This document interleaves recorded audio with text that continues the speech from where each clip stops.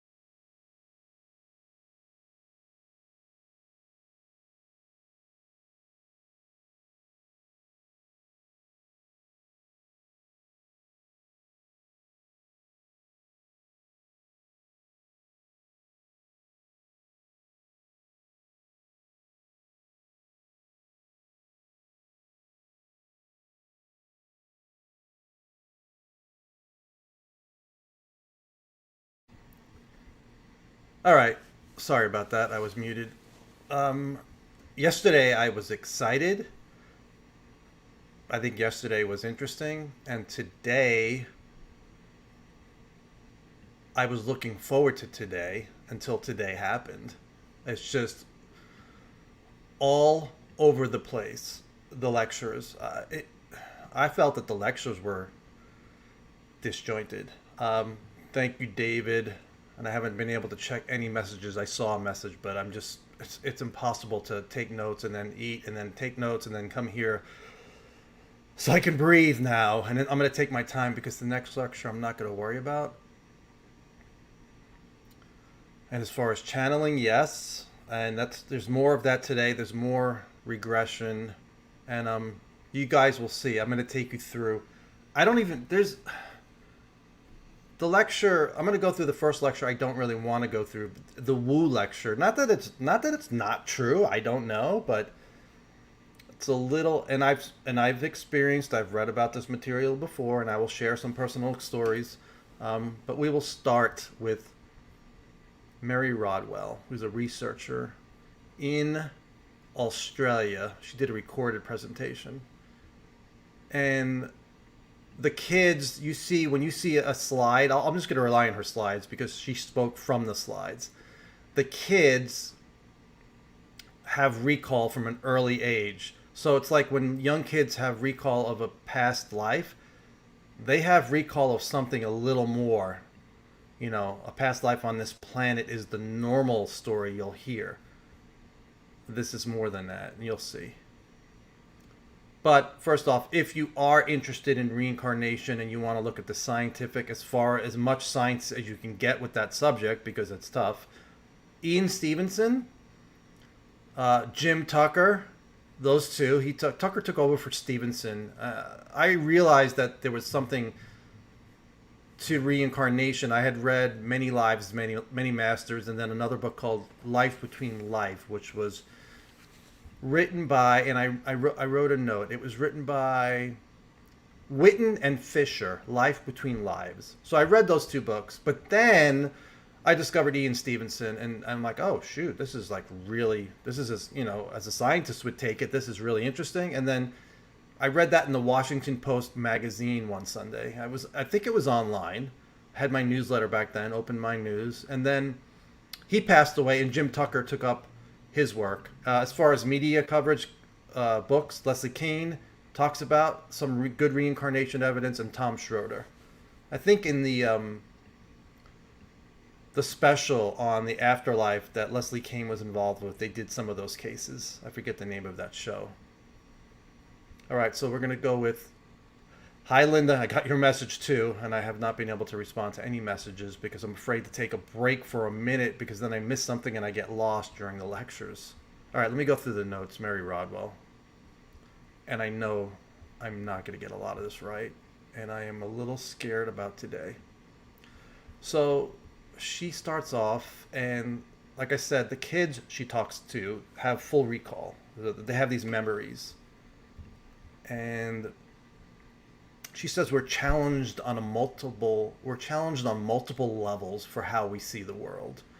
And she talks about new kids being born. I guess they came into the world in the late 90s, and the word was used was indigo children. Like, these kids have amazing recall, amazing abilities at a young age. And I'm going to go through her slides. And here we go with the blinking, which I don't know why that does that. So she says, spiritual cosmology, God has no gender and is a being I call on. That's from a Kathy, age 9. God has no gender and is a being I call on. And then it says, over terrestrial, who sowed the seeds of love and light. Yeah, a 9-year-old is saying that. I think at 9 I was eating cereal and happy about eating cereal. Spiritual catalyst, awakening to an expanded paradigm. So what awakens them is, UFO sighting, interaction with a non-human intelligence, near-death experience, out-of-body experience, shamanic experience, exploring multidimensional awareness, healing and energy work, profound grief or other life-changing experience, perceived energy orbs, feeling presences, spontaneous past life recall, and hypnosis. I think the only one out of those I've had is allegedly the precursor of an out-of-body experience. I have not had anything else. I mean, I had energy work as far as a massage, and it helped, but I didn't feel anything. I think I am psychically dead, except when I do remote viewing. I'll get some stuff. And shamanic, I mean, yeah, I tried some shamanic drumming on headphones. Put me to sleep, but it was fun to listen to. All right, let's see. She had I think I have like 60 of her slides. I screen grabbed. So traditional spiritual texts indicate a broader perspective of who we are and how we interpret our beliefs. The recognition that personal experience can dramatically alter some of the previous rich religious and spiritual beliefs we've had. Although the people in my life, that is not the case. As far as I know, all the people that I've grown up with who are Christian, and that's my entire family, none of them have changed. And some of them have had paranormal type experiences, but their beliefs have not changed. And when you do have those religious beliefs and then have some sort of paranormal experience, she mentioned it's a conflict of spiritual paradigms. And we'll get to that a little later, but it's like, and I'll say it again later. She said you can talk about angels, you could talk about gods, but if you talk about a UFO or non-human beings, you're looked at differently. It really should not be. I mean, there's really, and I'm not saying, don't take this the wrong way, but as far as evidence, whether or not people see an angel or non-human beings, it's the same level of evidence. You really don't have the evidence unless there's more than one witness.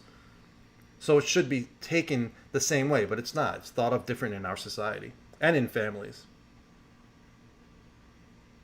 She talks about reincarnation, spontaneous recall, or through a catalyst such as hypnosis to recall. But then she goes into the stuff that makes me a little uncomfortable, but I mean, I don't rule it out. They recall lives on other planets, other universes, other dimensions. And like I said, the first book I read was Life, Many Lives, Many Masters with, I forget his name, Brian Weiss. And he used hypnosis for those sessions, but it's a great read if you ever get to read Many Lives, Many Masters. And no matter what, even if those stories were not true, it helped his patients. And that's really all he cared about. And then she talks about soul swap, walk-in souls. What is this telling us about the nature of the soul?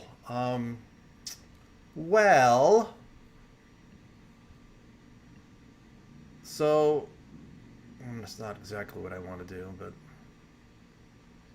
So I used to go to these classes in Florida, and I think it was like an hour north of Tampa. And this guy claimed to be a walk-in soul. So he claimed to be a Palladian walk-in soul. So supposedly this Palladian soul got bored or wanted to come here, took the place of the human soul, and then the human soul left, and then this is this guy now. He's a Palladian walk-in soul. He had all these pictures of craft that looked like Billy Meyer craft. To be honest, I thought they looked fake, but people at the class never, ever questioned him. It became like a cult to me. But the classes were great. Typical metaphysics class, metaphysics, meditation, and really, really good snacks. The best snacks. People would bring their own snacks, and it was great. Some people brought really good stuff. So eventually, when I noticed that people were not questioning things, I left. His name is Isha. I think Sean David Moulton did a whole story on him when he had his newsletter. So Sean David Moulton. And then this guy Isha went on tour and changed his name to, I forget what he changed his name to. Archon. And then he did this tour and then he fizzled out and never heard from him again. So I think it was like $15 a person. It was worth it. It was like 3 hours. And I think that's the first time I ever heard of the theory that there are beings that suck off or feed off of our negative energy. It was the first time. That was in right around late 96, early 97. Let me get back to her slides. So it's going to go black again. I don't know why it does that. Oh, it didn't do it. Good. So she talks about experience or recall that indicates concepts such as time travel, parallel universes, the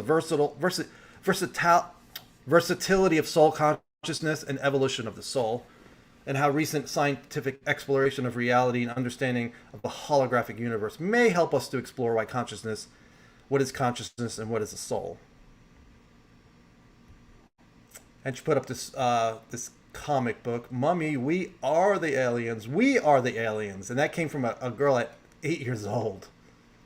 We actually may be the aliens, you know. We may have come here from somewhere else. I've heard that from people. Pretty good people. One person. And the aliens saying, look, I'd like to take you in, but you were very adamant about not believing in aliens. So kind of like not believing in God, the pearly gates. And how does contact with a non-human intelligence affect core beliefs and the concept of God? Oh, did Moses talk to aliens, you know? I know if I brought that up in my family, I would be looked at not in a great way. But if you talk to experiencers or people who are interested in UFOs, you're like, maybe. And she brought up John Mack. I don't even remember her bringing up John Mack. The whole day has been a whirlwind, a blur. She goes, the abduction contact phenomenon challenges the sacred barrier we have created between the unseen and material world. In this culture, there may be a small group of scientific, governmental, religious, corporate elite that determine the prevailing bounds of reality. People know their experiences and what they have undergone does not fit with the prevailing mechanistic worldview. And Joe Lewis said the God hypothesis, extraterrestrial life and its implications for science and religion based on the scientific understanding that universe is holographic in nature. All things in the universe are connected at the quantum level. The God hypothesis is a re-examination of ancient doctrines through modern scientific eyes.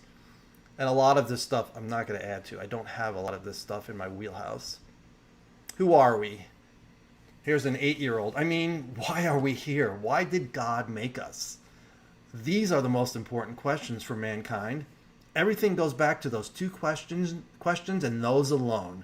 So this is an 8-year-old she worked with. I mean, 8 years old talking like this. Even if you think this is nonsense, it's like, how would an 8-year-old come up with that? Amazing. Either way. So people who have contact ask, you know, is my contact with ETs real? What about extraterrestrials in the Bible, angels or demons, reincarnation, the journey of the soul, cosmic intelligence, universal source? What is God? I do remember asking, I remember asking my dad at the dinner table, I said, who made God? And he said, that is not a question you should ask. And I didn't ask again, so. Let's see. There it is, the black again. I don't know why it does that. Oh well. The Watchers. Reverend Barry Downing authored The Bible and Flying Saucers. I believe it's time we explored the possibility that UFOs carry the angels of God. As the Bible says, do not neglect to show hospitality to aliens, for thereby some have entertained angels unawares. What is that? It doesn't say aliens in the Bible, right? So, I don't know where that's coming from. I guess it's from the book, but spiritualism and non-human intelligences, this is what I was talking about earlier. It's okay to see spirits and angels, but not bald-head blue guys with big black eyes. That comes from an experiencer, probably from a religious family. Cosmic intelligence, extraterrestrials, angels, or demons. The issue of spiritual beliefs is one of the most personal. How do we interpret or understand our human spiritual journey if we look through the lens of our spiritual and or religious beliefs? That's a really difficult one, and I will share one story. My sister was on my newsletter back in... I had an open mind newsletter that dealt with all of these subjects, and my sister, who is very Christian, was part of that, and there was a discussion about, I might have written it, saying some people think that Jesus was Mary was artificially inseminated. He was maybe an extraterrestrial, and then she wrote back saying, he goes, how do you sleep at night? I think the devil has his hooks in you. So I think I wrote back, I sleep very well, because that subject is brought up in our community. It was not, it's nothing that like people would bat an eye at. Like, yeah, we've talked about that, but she's very religious, I don't know how she would handle it now. Probably differently, because I've sent her some UFO stuff, shows. So, back to the slides.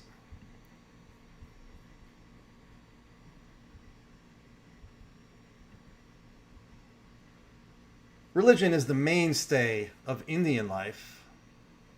And this guy claims to be a young adult starseed. I guess his soul is seeded from somewhere else. His name is Surav. Convinced he's a starseed, Surav explained his understanding of himself. This has created many problems and conflict because his understanding of himself is so different to the beliefs of his Indian culture and the majority of his family and countrymen. Surav interpreted the gods as extraterrestrials. And many people in India know nothing about UFOs, extraterrestrials. The consciousness of the people is very narrow. The people are so much into their gods. Another problem in India, if any person shows abilities like indigo children, which would be, psychic ability, telepathy, they end up being worshipped by the people. However, I'm not ready to disclose myself. I guess he has not told anybody he's had these abilities or, memories. I must be ready with my answers when they ask him questions. I have to be confident.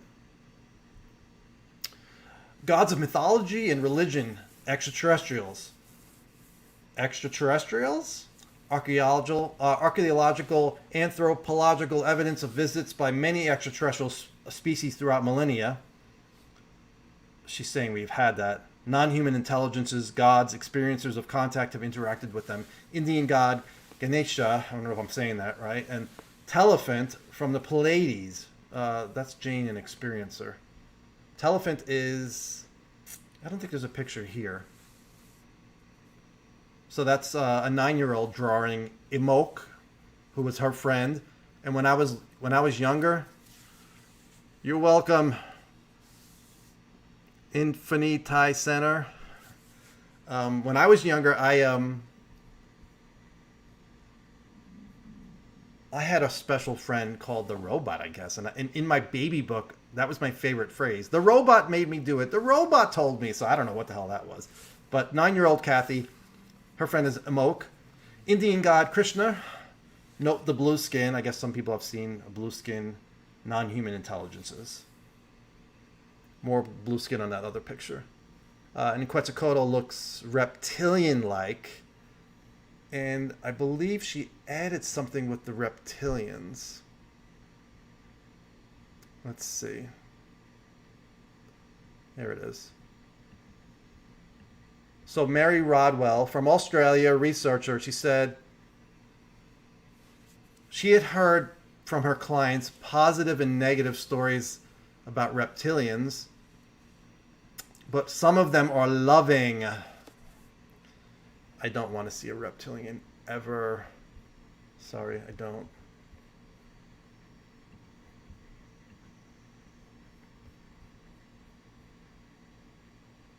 Then God said, and now we will make human beings. They will be like us and resemble us.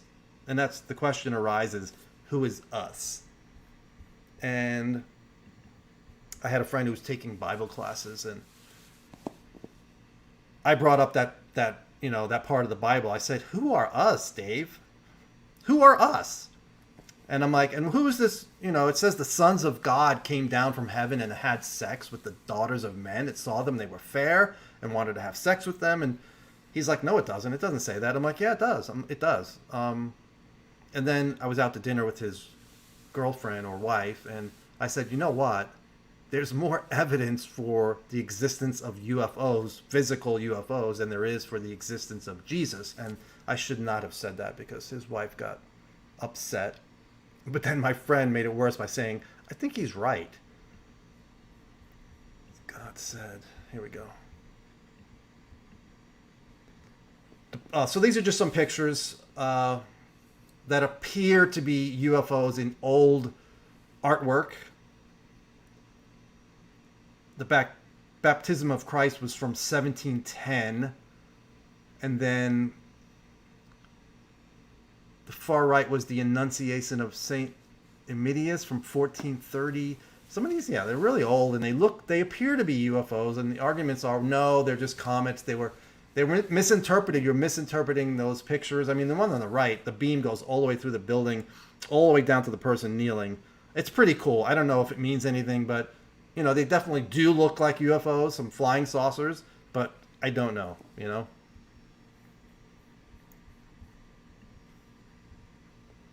And this is another controversial thing. This person thinks Master Jesus is a star being. And this is Giorgio. The messages that Giorgio received from the Master Jesus contain simple but revolutionary elements: reincarnation, life in the universe, the real essence of the church.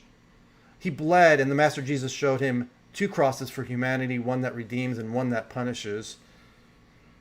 For man to realize the existence of extraterrestrial life in the cosmos, but also a warning, a counsel, a call to look for a more balanced life structure regarding a call to a call regarding sustainability and social justice. And she had something about Giorgio. He was on a craft, and the message was that the bigger picture is the extraterrestrial hypothesis, and then they told him that Jesus was a star being. The message is about, the message from the alleged ETs is that we need to look after each other, and love each other. And she made the comparison. It's like the same story as you hear in religion. And she told a funny story, which I can echo. She said she met a Jehovah's Witness. 2 of them showed up at her door. And so she decided to have a little fun and said, well, I've met with ETs. Or I've worked with people who claim to have met with extraterrestrials. And she said, one of the Jehovah's Witnesses said, I've had experience too. And they're demons. And she went on and debated them for an hour. I had that happen to me. They showed up at my door. They wanted to talk to me. I think it might have been one person. And they talked about the Bible. And I just said, I just don't consider that, the word of God. And that basically ended the conversation. So they said it was like a 2-minute conversation. She's like, all right, nice talking to you. Have a nice day. I'm like, you too. It's all in the interpretation and perspective. My interaction with a Jehovah's Witness, angels or demon, that was her story. And then she brings up Monsignor Corrado Balducci. He is my 77th cousin from Rome. He's not. He said extraterrestrial contact, and he was I don't know how high up in the Vatican he was, but he was there. He was on an art belt all the time back in the day. Extraterrestrial contact is a real phenomenon and consistent with Catholic Church's understanding of theology. He emphasized extraterrestrial encounters were not demonic. So it was nice having him around. He is no longer with us. In the religious and spiritual dogma, she had 2 cases she worked with in Australia. Both parents had parents of the experiencers were deeply religious and Christians. The 15-year-old wrote about her feelings of frustration and sadness as she was aware of her star heritage, meaning that she came from somewhere else, her soul, and desperately wanted to share this with her parents. Yeah, Bug, it's all right. I mean, you could see it later, and I'm going through the part which I'm not comfortable, as comfortable. I mean, this stuff, not the stuff I focus on. I've heard some of it before, but it's, like I said, it's outside of my wheelhouse. So 15-year-old wrote she did not want to share that she felt she was a star child, star heritage with her family. She didn't feel safe to do so. A young adult wrote her to tell her of her own awareness that she was a star seed. And basically a star seed is the soul is coming, incarnating here, usually to try to help us in our wonderful, not so wonderful condition on this planet. This person felt that their deeply religious parents, it would devastate them if they told them, and this person contemplated suicide. So that's, I can't even imagine. Hello, Julie. Hello, Bug, and everybody else. Dogma versus human awareness and experience. However, I was born with a previous life memory, and because I was born into a devout Christian family, I quickly learned to justify that memory in any way possible that didn't include reincarnation. Jeff Schulte, Australia, he comes up a couple of times. I did have a conversation.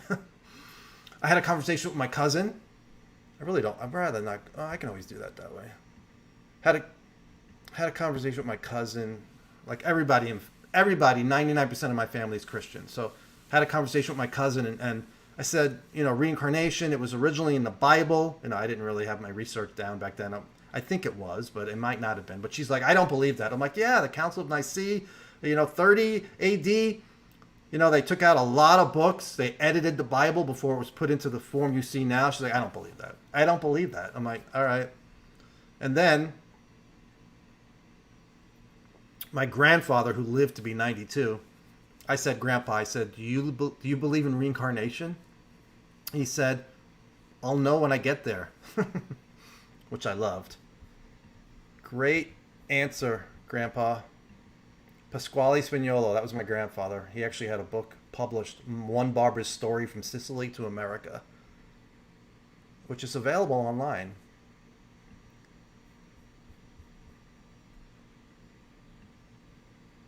Time travel and reincarnation.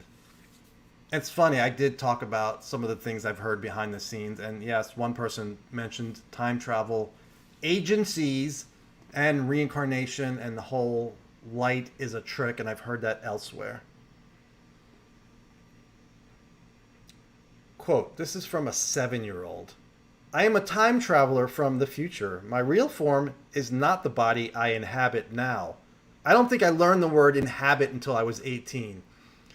I am genderless in that form. My alien form is really us from the future. They are us, we are them. Who the hell said 7 years old? It's just amazing. Like I said, even if you're not open-minded to this stuff, to see that, you have to at least question where these kids are getting that from. Here's an artist experiencer. My contact with a non-human cosmic race of beings has occurred since before I was born. These beings are my family before I came to the Earth domain, and I had a close relationship with them, which was continued after my birth. And I'm not sure if this is the same person. No, this is this 10 years old, I believe. Ivan. This is my first Earth life, the kid says. He remembers his previous body as an ET. He identifies as a center seed and says he connects directly to the core center of the planet he is on, which is not Earth. So I guess he's in 2 places at once. His last life was in a blue body. He's 10 years old. He works with other beings who together created this dimension. 10 years old. And then he drew one type of centroseed being. And he pointed out on the right how the top part, that's me. I can't read that. It's a little blurry. So, you know, pretty amazing for a 10-year-old. I don't know what it means. And then hypnosis connecting to inner wisdom, the superconscious. Michael Newton. You know how many times I picked up that book in the bookstore and read it in the bookstore, but I never picked it up for whatever reason. I read other books about reincarnation and life between life. And that book deals with the recall of past lives on Earth, including not being in human form. I did not know that. Recall missing time episode, hidden memories, recall of life as spirit. Recall, I guess this is all of these people that she has worked with. Recall of lives on other planets and dimensions. Recall as being creator beings moving planets. That would be a lot of responsibility to move a planet. And she mentions this one person who had recall of a medieval life. And in that life, she was a healer. And then who showed her how to use herbs to heal? And then the person she claims showed her. And this is allegedly from a medieval past life. Hypnosis, so, and there's the being on the right. So that's the being who supposedly showed her, you know, how to use herbs to heal. So if that's accurate and it happened in the medieval times, the point is, you know, those beings were around even back then. Talking about an out-of-body experience, my head started to feel funny, and then it vibrated, and my soul went up through the head, and I can go anywhere in the universe. John, 9 years old. Another one, I astrally visited the large ship with many other souls. There were a huge variety of beings. They were playful and incredibly wise and were able to shift their form at will from a humanoid shape to a ribbon of light. As I saw them, they seemed to be composed of effervescent bubbles of energy. I don't know how old Josh is. That's not the same kid, right? John and Josh. And for people just joining, I'm going through Mary Rodwell's lecture. I captured, I think, 99% of her slides. I screen grabbed them. 15-year-old. Why me? Oh, I volunteered to come back. I chose this. I've been here 27 times before. 27 times on this planet. That's a lot. 15-year-old UK kid talks about balls of light. And on the right, he talks about, and just for the record, I'm reading what she wrote. I don't know if any of this reincarnation. I do think there's something, at least evidence that points in that direction. But as far as the details, I don't know. I mean, I'm sharing what she said. A little beyond my wheelhouse, as I said, but a lot of people find this interesting. So the kid was saying, the gray beings arrived when I was in my garden. I can see orbs, white and gold, and two smaller ones. They're here to make me feel warm. They are family. The big one, and when you read Robert Monroe's books, Out of Body Experiences, he talks about meeting people who felt like family to him, friends. He just, like, when he met them right away, he knew them. Reuniting with friends. I don't know about family, but friends. I can see orbs, white and gold. We're family. The big one is Great Nana, and the other Nana's dad, grandfather, and granddad's brother. They're here to make me feel comfortable, to reassure me. I guess this is... I'm not sure how this is happening, if it's just a full recall. She asked him how he knew what the orbs of light were, and John said he just knew. This kid's 15. I asked John why they are here with him. He replied they had come with the Greys to support him, to make him feel comfortable so he wouldn't be frightened. John then said that when the Greys left with the orbs of light, they went onto the spacecraft too. And John says they do not mean to frighten us. Here you go. Soul transfer from a human body to a non-human body. The other way around. Paul, 8 years old. This is a good one, especially if you're into the mantids. 8 years old kid saying, the mantids are my ancestors. On the craft, there is a mantid body to go into. I leave my physical body and evaporate from my physical form into the mantid. It's a bit like steam. That's how it happens. I will go back to being a mantis when I die. In the free survey, which was I think 4,200 people, 15% of the experiencers experienced soul swapping with the human, which is 15%. I mean, what is that? So 600 people? I did not know that. I did not know that many people had that type of experience or memory. This kid said he came through a portal in the sun. Many of the children born these days have memories intact from their previous existence on board craft as extraterrestrials. And if you want to just start with children, as I said earlier, children who remember past lives, Ian Stevenson, I forget his name already, but if you search on Google, Tom Schroeder, Washington Post magazine, I think it was 99 maybe, it was on reincarnation, following Ian Stevenson around on his investigations. Really great article. I was like, this is great. It's in the Washington Post. Jim Tucker is the other one who does the University of Virginia work once Ian Stevenson died. And then Leslie Kean, of course. But now this is beyond just reincarnation. This is beyond this is memories, reincarnation related to other beings. Many of the children born these days have memories of their previous existence on board a craft as extraterrestrials. They are kept on track by continuing their interaction with their cosmic family while they are in human form. That's Tracy Taylor. And it mentions the free survey again. 96% of the folks said ETs travel to and from other dimensions. And once again, Eric Davis believes that they're using other dimensions, whether these beings are extraterrestrial or not. They're coming from somewhere using other dimensions. And that's a picture of the sun, which she says, which appears to be a huge spacecraft in its corona. I have no idea what that is.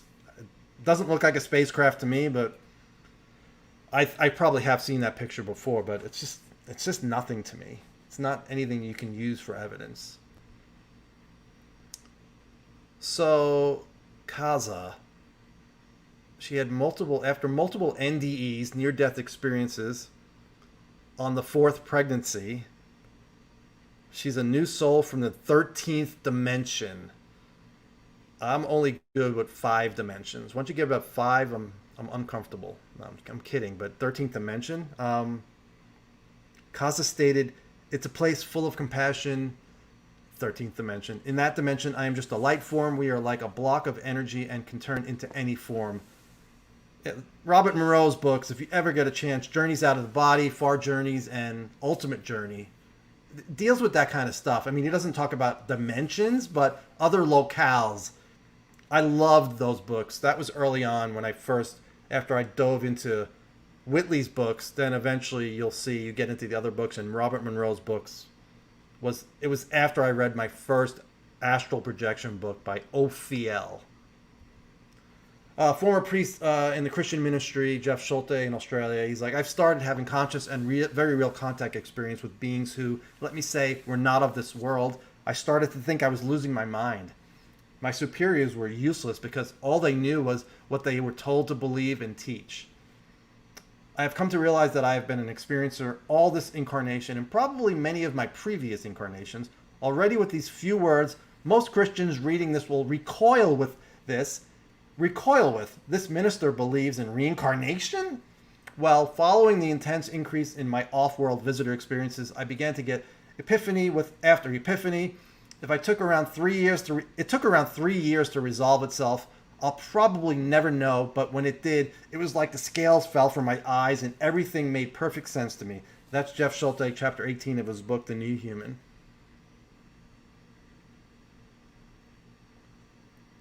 Julie gets my jokes, everybody. They're subtle, but you get them. I'm sorry, I can't go through all these messages, but thank you for commenting. This is going to be a while because I think it's like 60 slides. I'm trying to go fast. I don't want to just blow it off. Buddhism. Oh, we might be getting close. If we receive visitors from other galaxies, this is the Dalai Lama.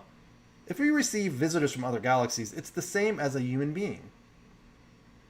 They may be a little different sort of shapes, but basically they are the same. Furthermore, they're sentient beings, so respect them. If we place too much emphasis on strangeness, that creates more anxiety and fear. So in other words, if you do see a reptilian and mantis Manted, do not, whatever you do not stare at them. Look away. Don't make them feel self-conscious, especially the mantids. They are really self-conscious about their eyes.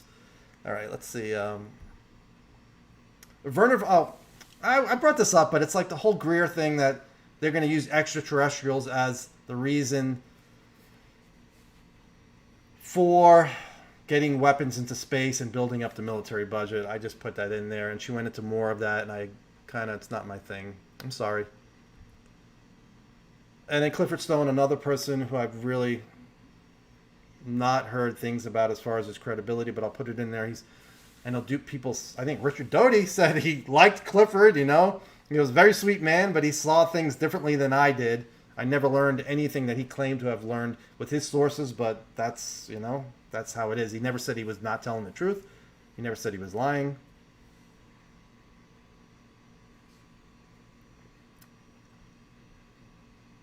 So Clifford Stone shared that he interfaced with some non-human intelligences and had been part of a retrieval program of UAPs called Interplanetary Phenomena Research Unit in 1943, and it's still operational. I think he's dead now, but that program is still operational. He said he has seen living and dead non-human intelligences. In 1987, he said the military knew of 57 species of non-human intelligences.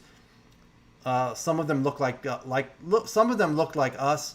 What they didn't have was hate or hostility. If they were hostile, they could have been destroyed. They could have destroyed us long ago. Of course, I hate that argument. Maybe not hostile, but they could use us for selfish reasons because we're a lower life form, and we do it to other lower life forms too. Do I believe in God? Yes, and they believe in God too. But our definition of divinity is probably in conflict with theirs. They could probably wipe out many religions if they attempted to better define the concept of God. And then she mentioned Corso saying, he was allegedly talking to this alien, and the alien telepathically said, Corso said to the alien, he's like, I'll just read it. Corso states he and the alien had an exchange. He indicated that no words, and I don't know if this is part of the Corso book that is considered credible. I know his journal is, but this I'm not sure if this is part of his journal. I will find out, though. Corso states he and the alien had an exchange. He indicated that no words were spoken, but rather information was transferred mentally. The alien then said he wanted to leave, but was concerned about leave the planet in his craft, I guess, but was concerned about the radar interference. The alien asked Corso to order the radars covering White Sands missile range to be shut down for a brief period. Corso asked the alien what he would give him if he complied, and the alien's reported response was, "A new world if you can take it." And Corso told that story frequently, and he often contemplated what the alien meant by that statement, but was never quite sure he understood. Whitley Strieber talks about that a lot. I think his latest book before the Jesus book is called A New World. The original manuscript included drawings. Oh, I did not know that, see? And I have I don't have the manuscript. I know it's online. I have it saved somewhere, but the original manuscript included drawings of the alien that Corso made after his encounter. Let me see. I'm going to go back to me. Let's see if that's my last slide. 6, 7, 8, 9. All right. We have 12 slides left. Back to Mary Rodwell. Reverend Michael J. Carter. Michael is an ordained interfaith minister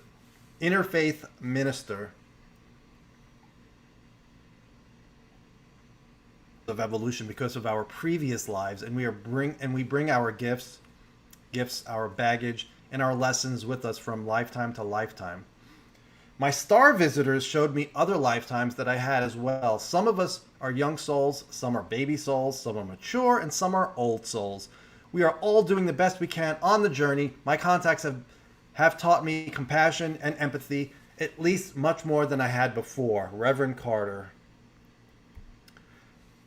And this is Jeff Schulte, who was 40 years in the Christian ministry. As best as I understand it, it's their task to prepare souls for their next round of incarnations. For example, currently, I am incarnating as a human on planet Earth. I don't know how many countless times I have done this, nor how many times ahead, but at some stage it will change, and my mission may be even in another dimension or galaxy or universe. So the reprogrammers set the stage, as it were, and prepare you for your mission. Oh, they looked sparkling, shimmering, humanoid. And that's from my encounter with light beings called the reprogrammers. And then at the end he says, I have only encountered them that one time that I can recall, and so far I have not had any confirmation from any source, any other source. Transcending fear, victims or co-participants in our own evolution. Basically, at the start, I misunderstood the Greys. The knowing ET part of me initially made a decision to assist them. An understanding of this can be overshadowed by fear, which stems from our limited human perceptions and reactions to these experiences. Taylor, an experiencer. And then she talks about Simon Harvey Wilson in conjunction with Acer, and that's a group she belongs to. I have to look that up. She said it in the beginning. I didn't grab it. Shamanism and alien abductions, Western Australia.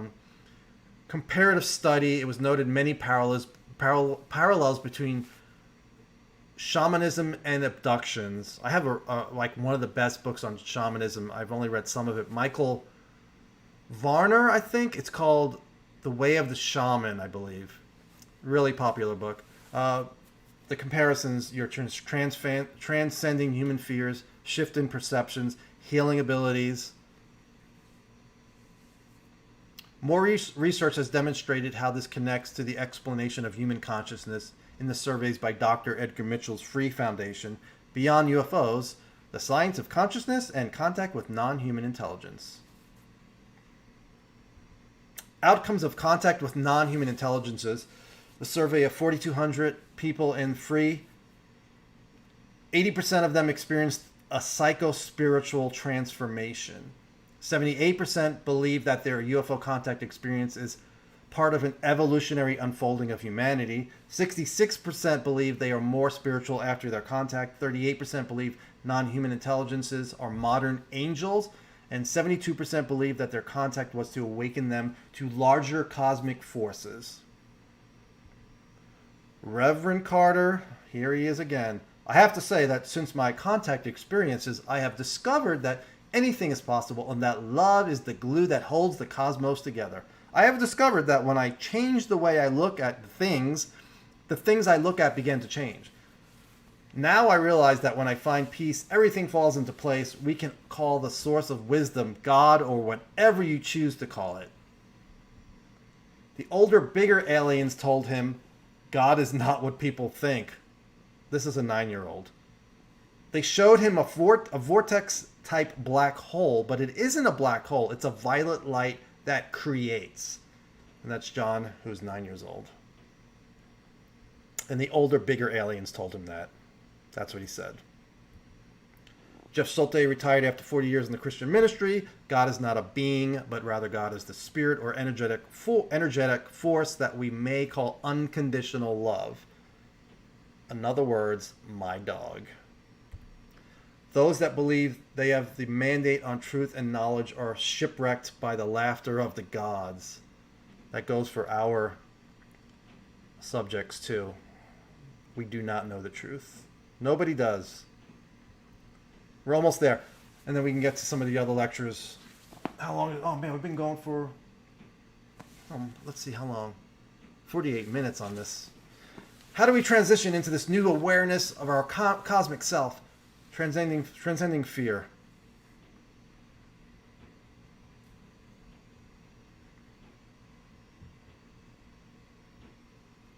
Trust the inner resonance. It's our truth. Your inner resonance, your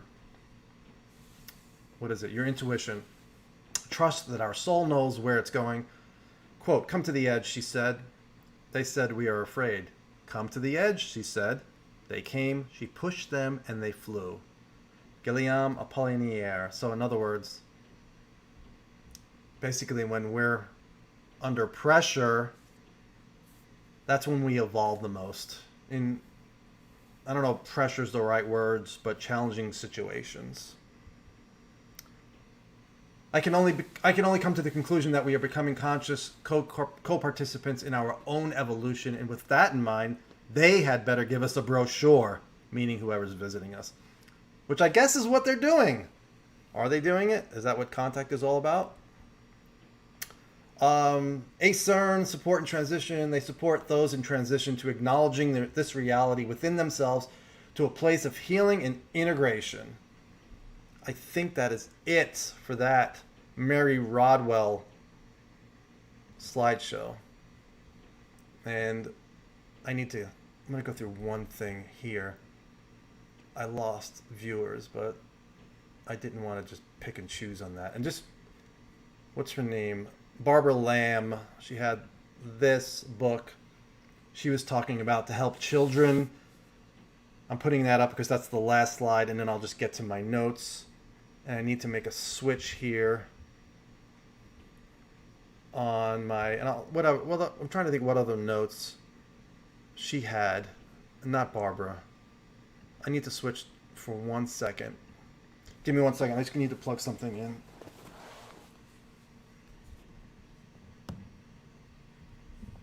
Monitor I don't need. I do need power.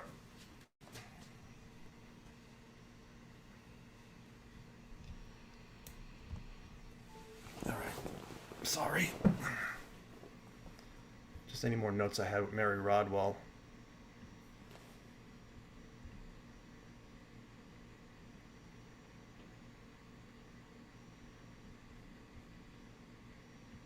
I think that's it. Keep on doing what you're doing, whatever resonates with your truth. And that was the last thing she said. And now we're going to get to Barbara Lamb. A little less controversial, but still controversial for some people. And so she started out as a therapist doing past life regressions.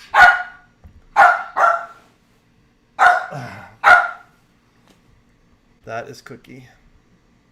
He wanted to hear Barbara Lamb, so he came down. 1990. Hey.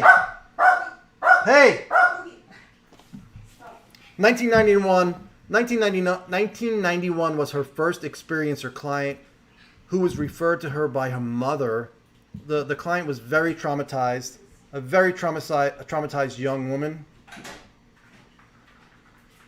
Cookie's running crazy. A very traumatized young woman. She had dropped out of college in her part-time job and insisted on sleeping between her mom and dad in the bed. She was so traumatized by her experience. They got fed up with that, and they sent her back to her bed. And this woman's an adult, so she was terrified because she felt they might come again, the visitors.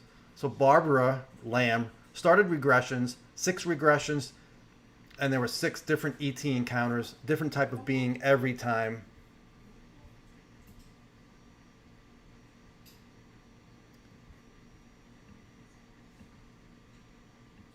This woman had a very bad ear infection. And while she was sleeping, she said these tall beings came in.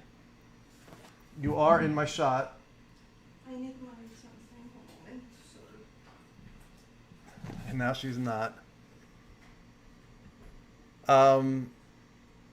So she had a really bad ear infection, and while she was sleeping, the tall beings came in, rolled her onto her side, and they worked on her ear. She woke up, the infection was gone, and she attributed it to those 3 beings in her room.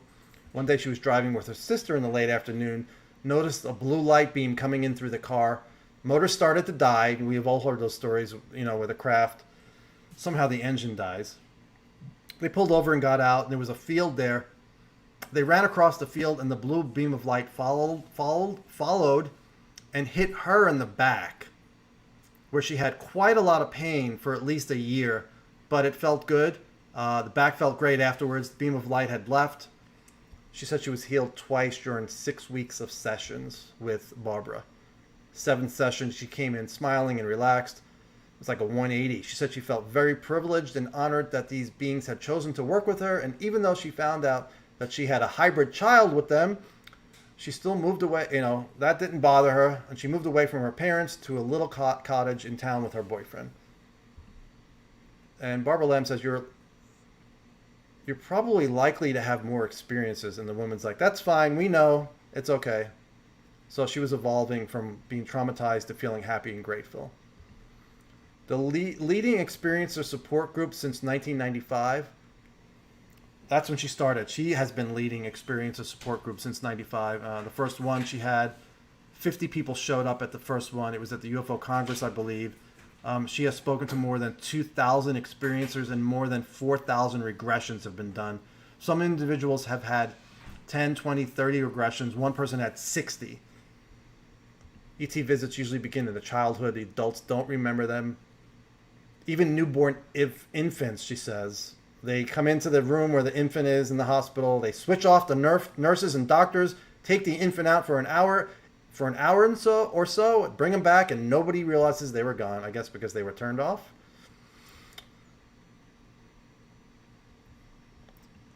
I wasn't going to say this, but she even said one male client was visited while he was in the womb. Felt the heat. He remembered feeling the heat while he was in his mom's stomach. But this is kind of interesting. You may say, that's ridiculous. But he felt heat coming, and he got this message saying, I'm a visitor from another place, and I am here to help you. You have a congenital hole in your heart, and I am here. And this is while he's in the womb. This being is allegedly saying this to him. You have a congenital hole in your heart, and I'm here to help you by putting an invisible electromagnetic strip over the hole. If I don't do this, you're going to die soon after birth. So it was 10 years of regressions with that person. It was the same being always. It was a medium-sized gray, about 5'7". The being gave him his name, Bazoo. That client grew up to like this being after his encounters every few years or so. And they would visit every few years or so, or that being, and they would refurbish his electro strip on his heart. And then he had to have surgery late in his life, and he had his wife, who was a nurse, in there during the surgery, and the wife heard the doctor say, whoa, this man has a hole in his heart the size of a silver dollar, but the blood is barely trickling out. So was there really an invisible electromagnetic strip that these beings had put on and helped him?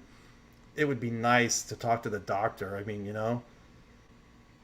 the doctor and the wife. I don't know if she ever has them on the record. That would be amazing. She talks about missing time with her clients, marks on their body, scoop marks, pinpricks. They're either in a straight line or a perfect circle or a triangle or square. Unusual bruises, maybe in a perfect triangle shape. Sometimes it's a straight line cut on the arm. And then overnight it heals into a pure white scar. An experiencer will wake up in a different place than where they went to sleep. Sometimes outside and sometimes in somebody else's house. Clothes are put on incorrectly. Wake up with their clothes inside out or upside down. Or sometimes someone else's clothes on. If you saw the special Unsolved Mysteries with the Berkshires, the woman said that her and her mother were put back in the wrong place in the car because I think it was her mother. It could have been grandmother, but the mother or grandmother was put in the driver's seat, and she's like, my mother never drove, so they made a mistake, obviously. It was obviously, we knew it when it happened. Women, and then we get in, this is in that show,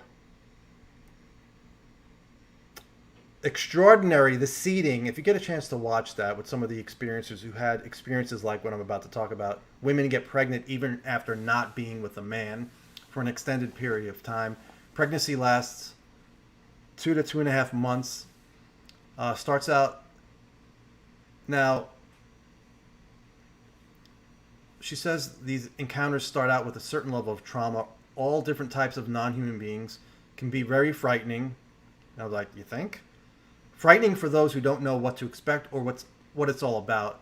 They see a beam of light come into the room and they're paralyzed. They can't call out for help. They feel themselves being moved, sometimes into a UFO. And I know the skeptics would say that's sleep paralysis, but I don't know how many patients she has or clients where they have it happen during the day, but there are people like that. There are a lot of people like that. They're not asleep. It's not sleep paralysis for everybody. Some folks are traumatized even when they're just seeing a UFO up close They feel like they're being noticed and singled out by the occupants. He goes, and that's usually the beginning of a full encounter or abduction.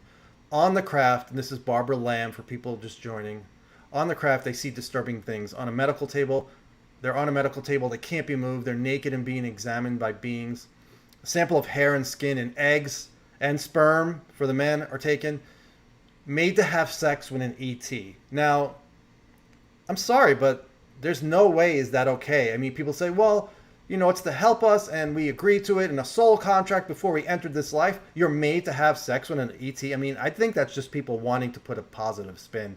A lot of the other stuff you could say, like the way we treat animals, but we do breed animals too. So, but forcing a human to have sex with an ET, if that really went on, that's never okay. So, mixed feelings on behalf of the abductee. On what part? On the part about having sex? I don't know. She wasn't clear on that. So they're pregnant for 2 to 2.5 months. 2 to 2.5 months, pregnancy ends, and then later they're shown the hybrid baby. And this is common for people who have had this experience. I mean, it's not like 5 people. There's a lot of women who have had this experience. I don't know what the numbers are. Then later, they're shown a hybrid baby on the craft and told it's their baby, told to hold, love, and nurture them because it's part ET. They're told to hold, love, and nurture them. Now, because it's part ET, it will grow up with the beings, but since it's also part human, it needs a human mother to nurture them, or it won't survive. And the one being that she saw, the baby, it had slanted eyes, a slit for a mouth, small nose. The mom still gives love and nurtures it. Some women want nothing to do with those babies. Others who accept them have visits later with the baby into their teens. Sometimes they'll even get to see them as an adult hybrid. Some of them undergo, the experiencers on the craft undergo brain operations, eye operations while they're on the craft. They're told we're just tuning you up and improving the function of you. Proctological exams. Her clients say that the ETs tell them it gives them the best information about the person's body. More than any other test. If the ETs find something malfunctioning, they'll tell the experiencer, and then they'll either heal it or warn them to go to the doctor. And then Barbara says, we do similar things with flora and fauna and animals, and we put a chip in them to find them and study. We also eat animals, but all right. I'm not saying we're getting eaten by non-humans, but people do disappear. Missing 911. David Polites. Some advantages of the exams done on experiences, because of all the healing they do right on the table with some apparatus that uses light. That doesn't make any sense. I don't know if I took notes bad, but some of the healing they do takes place with some apparatus that uses light. And in regression, she tells experiences to ask the beings what they're doing and why. And a lot of times they'll respond telepathically. Oh no, ask them telepathically or out loud. So Barbara Lamb tells them to say that. And when the experiences do that, they always get an answer, and that calms the experiencer. What seems to be frightening and invasive turns out to be a helpful and benevolent. Advantages: they're healed, and they're also taught a variety of skills, how to heal others. So supposedly these beings will teach them how to heal others, including animals. Some experiences leave their jobs and become full-time healers. They learn the processes to help themselves. And then psychic skills, PK, being able to move things with your mind, telepathy, and they're taught all of this on the craft.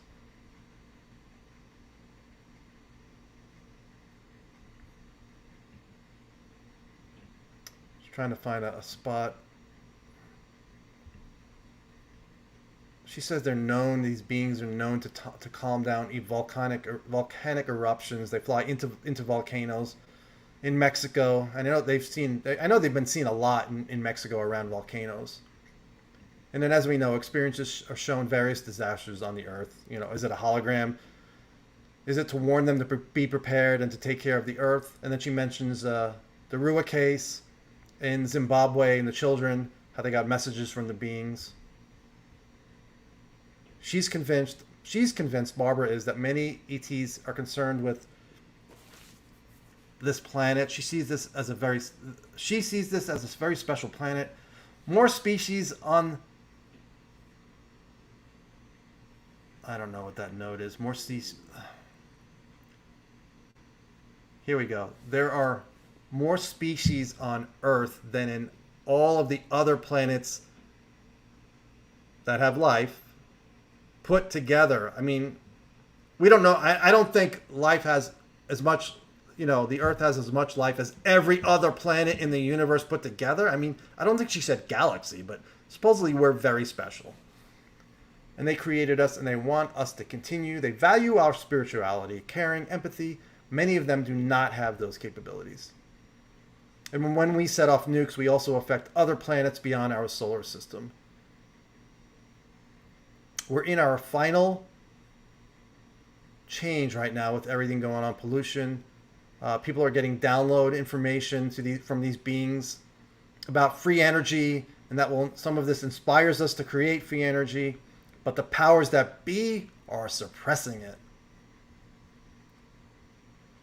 These beings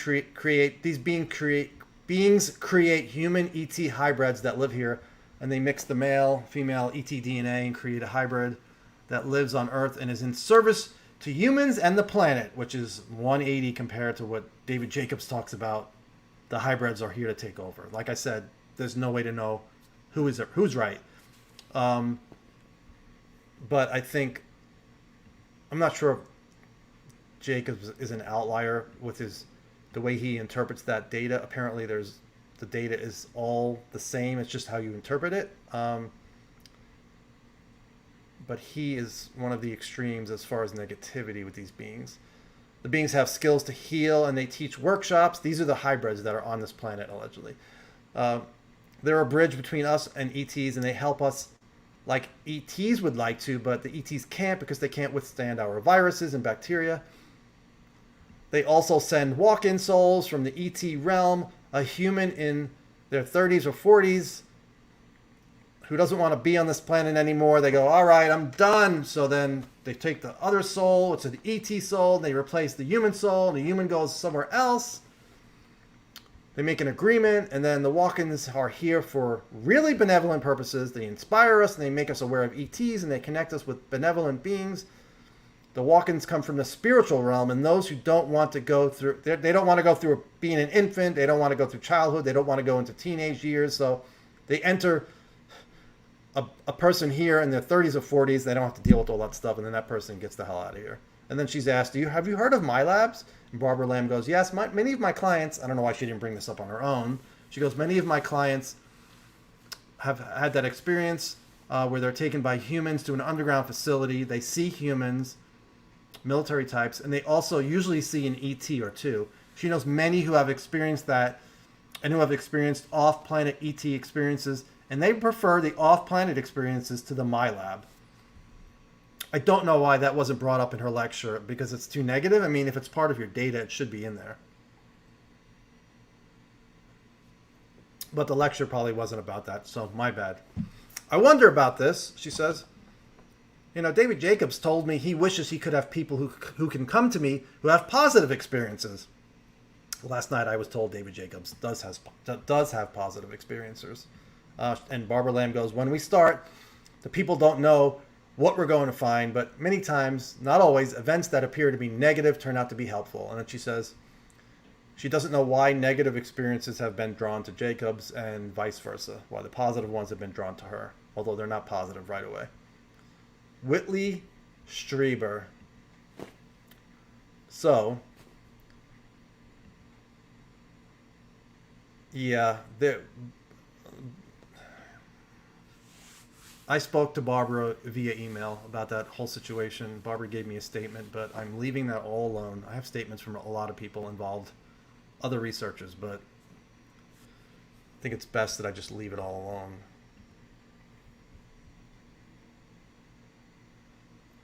And I still have contact with the person in question, the female, so. Any questions at all, guys? MyLab ET are the equivalent of a reproduction of UFOs. Just that the people who have MyLab see non-human beings with military. So they're both there. I don't know if it means there's a reproduction vehicle there or the humans are on board the craft. the ET craft? I don't know. Yeah. Ganga today, hybrids are here to help. I never heard that too, but I don't really read a lot about hybrids. I've heard about it via Jacobs, but I haven't even read Jacobs' material. Not a big deep diver into the abduction. I mean, I've heard a lot of it. I've heard Whitley speak. So yeah, I don't know. That's Barbara Lamb. I'm not sure if all the data suggests that, or if that's her interpretation. I don't know. So here's Whitley. Talked about the panel yesterday, which I love that panel. He goes, it was very powerful and interesting. We don't know what the visitors are. He goes, I hope they know what they are, but sometimes I wonder. Unless we do this together, it's not going to happen at all. We cannot wait for the government. I don't think the government will succeed in disclosure. That's Whitley. I wish I had a Whitley impersonation for you. You can make it obvious when he's talking. Life is going to be much harder as we go through these changes on this planet. His journey that started in wonder and then great and terrible darkness has emerged into the richness and complexity that he lives with today.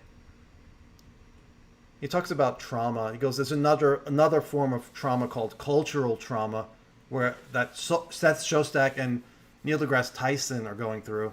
He says they're like cicadas screaming, outside. You hear them so loud. He goes, and it's not funny. It's really serious because their reactions, like Neil deGrasse Tyson, when you see him squirming in his seat because he's so uncomfortable, he goes, that's the result of trauma. It's like cornering a tiger. Their worldview is about to be overturned.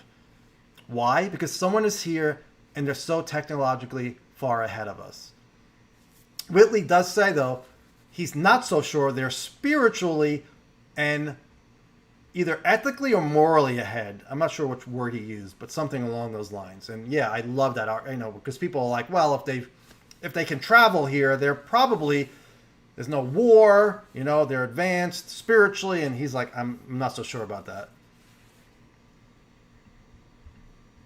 And then he said this bleeds off into the relationship between the soul and the body. The visitors, this is cool for me because he goes, the visitors take him out of his body because he can't do it. He went to the Monroe Institute, which is a place in Faber, Virginia, Robert Monroe started after having his out-of-body experiences and writing the books. And it's supposed to help you it's like you go to week-long seminars or retreats, and they're supposed to help you have an out-of-body experience. He said that didn't help. And then he worked with William Buhlman's techniques. If you ever buy a book on out-of-body experiences, William Buhlman's Adventures Out of the Body. It's such an amazing book. Back in the day, I got to see him lecture afterwards at the conferences that we go to. And then I went out to dinner with him. It was really great. He said the beings would inject some sort of energy between his neck and the spine. And it feels like he's unlocking. And that's how he gets out of body. He said he's been on out-of-body missions where multiple witnesses saw him. He goes, ask Diana Pasolka. He goes, her scientist in the book, Tyler, has seen him when he was out of body. I'm not sure if that's in the book or not. Human mutilations, no, just humans missing, not being brought back. I love Whitley. One of my favorite lectures I went to was at a house in Malibu. Drove there from Vegas. That's up on my site. I transcribed that whole lecture. He was great. He's a great lecturer. We're not just physical bodies. He goes, I don't believe in supernatural definition or paranormal. He goes, it's one nature. Some parts we understand, some parts we don't. Science cannot penetrate beyond the physical, energetic world. Once science learns this, and it will end the trauma for people, people like Neil deGrasse Tyson and Seth Shostak. This is Whitley, I am not an advocate for the visitors. I'm an advocate for us. We're not less intelligent than the visitors, as I know them very well. They crash in their craft. And his wife, Annie, who's now deceased, but he says she still communicates with him and they're one soul together. He goes, Annie says, I worry about you, Whitley, because you go with them and they crash. And Whitley goes, it's not that bad. They're very efficient. And Anne says, I want to see one. So Whitley's like, yeah, they have a sense of humor. So Whitley goes, show Anne one of your craft. So they're in a hot tub outside, and they hear a noise, and they look up, and they said it was like a wood pile covered with Christmas lights. You know, when we talk about the phenomenon being able to take any form, if that's an accurate portrayal of what they saw, it seems like, you know, they were playing a little joke and they just took a form. Because if you read Keel, there's other craft that look like there's no way they should be able to fly. So it was a wood pile. It looked like a wood pile covered with Christmas lights. And Anne Strieber goes, that's a UFO? And Whitley goes, well, it's not like the ones I've seen. She's like, I hope not. You can't fly in that. And then it moved away as it continued to buzz. Once the general media recognizes experiencers, he goes, you know, be prepared to be traumatized again, because they're going to deny it. They cannot handle the idea that a superior, not ethically superior, and don't forget that, he says, cannot handle the fact that a superior intelligence with technology is here. And then he mentions how they're going to push the false memory foundation. He mentions Elizabeth Loftus and some other people. And then he goes, I've experienced the trauma. I was known as the rectal probe man. He goes, what about Whitley Strieber, the rape victim? Because people made fun of him. It's like, I was raped, and people were making fun of me. Where experiences are the last social group that can be bullied, laughed at, divorced, lose our jobs. You know, we're victims of the visitors and our own people too, the people who make fun of experiencers. Many Close Encounter folks have gone through this. He was laughed at on Larry King after a tough experience the night before with the visitors. The broad general public will integrate their presence into their belief systems, but not us. He goes, not the contactees, the experiences. We're beyond that. And on his website, unknowncountry.com, he has a lot of people, experiences, who comment. He goes, some have stopped their experiences with the visitors because they don't like them. I thought you couldn't stop it, but he says the visitors, their experiences have stopped, and they didn't want anything to do with it. Others have kept it going. He said he never forgot the day when he realized they were real. He says one common thing among experiences is Close Encounter folks is they have some sort of childhood trauma. He said, I've been accused of being confused. I'm not confused at all. I'm a very efficient observer. However, he admits that what he saw may not be an accurate portrayal of what was actually there, like I just said with the wood pile. If they could take any form, you know, screen memories, manipulate perceptions, slide 9. I'm going to skip that. It's kind of a jumbled mess, that story. Said most kids, their memories have to be recalled, but with this particular memory, Whitley said he went out on the roof. He has this memory on the roof, and then he went up on the air on some big, dark blue life raft with other kids. They were having fun, but the little men that were there with them were gasping because the kids were going to the edge, and then the little men were pulling them aside, and then the memory ends. He goes, I think that probably happened. He says the visitors see him as someone who would steal a flying saucer if given the chance. And he goes, they would be right. He believes forensic hypnosis in the hands of a pro is efficient as far as recalling memories. He had a professional therapist, Dr. Klein. And he remembers one of his sessions where he was asked, how old are you? And Whitley remembered in a childhood voice, 12 years old. He remembered this experience where his dad was there, and I think they were on board a craft, and there were cots, and his dad was so frightened. He said the fear in his dad's face, and because Whitley's like, it's going to be okay, Dad. And he said, no, Whitley, it's not all right. And he just remembers that moment. He almost started crying talking about that. The visitors are very good at keeping our memories from us, but he would remember them when he was with them. So this is his experience. For people who don't know Whitley's experience, he went through it. And I'm going to go through it again because I'm sure there are some people that don't know the details of what happened to him. Summer of 1985, he started having bad headaches. So he knew something was wrong. he was up at the cabin in upstate New York. They lived in Manhattan. They had an apartment in Manhattan, but they also had a cabin in upstate New York they would always go to. So he started becoming really paranoid and scared. He bought guns. It was like he was on guard.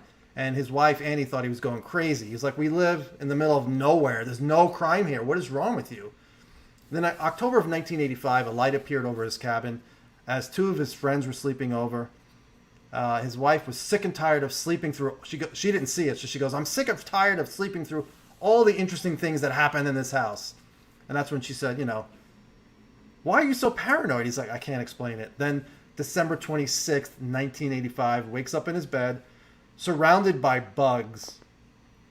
And I'm not going to edit here. He was a little graphic. He goes, he was surrounded by bugs, needles in his head. They put needles in his head and they rammed something up his ass. He goes, I had many psychological effects. I felt dominated.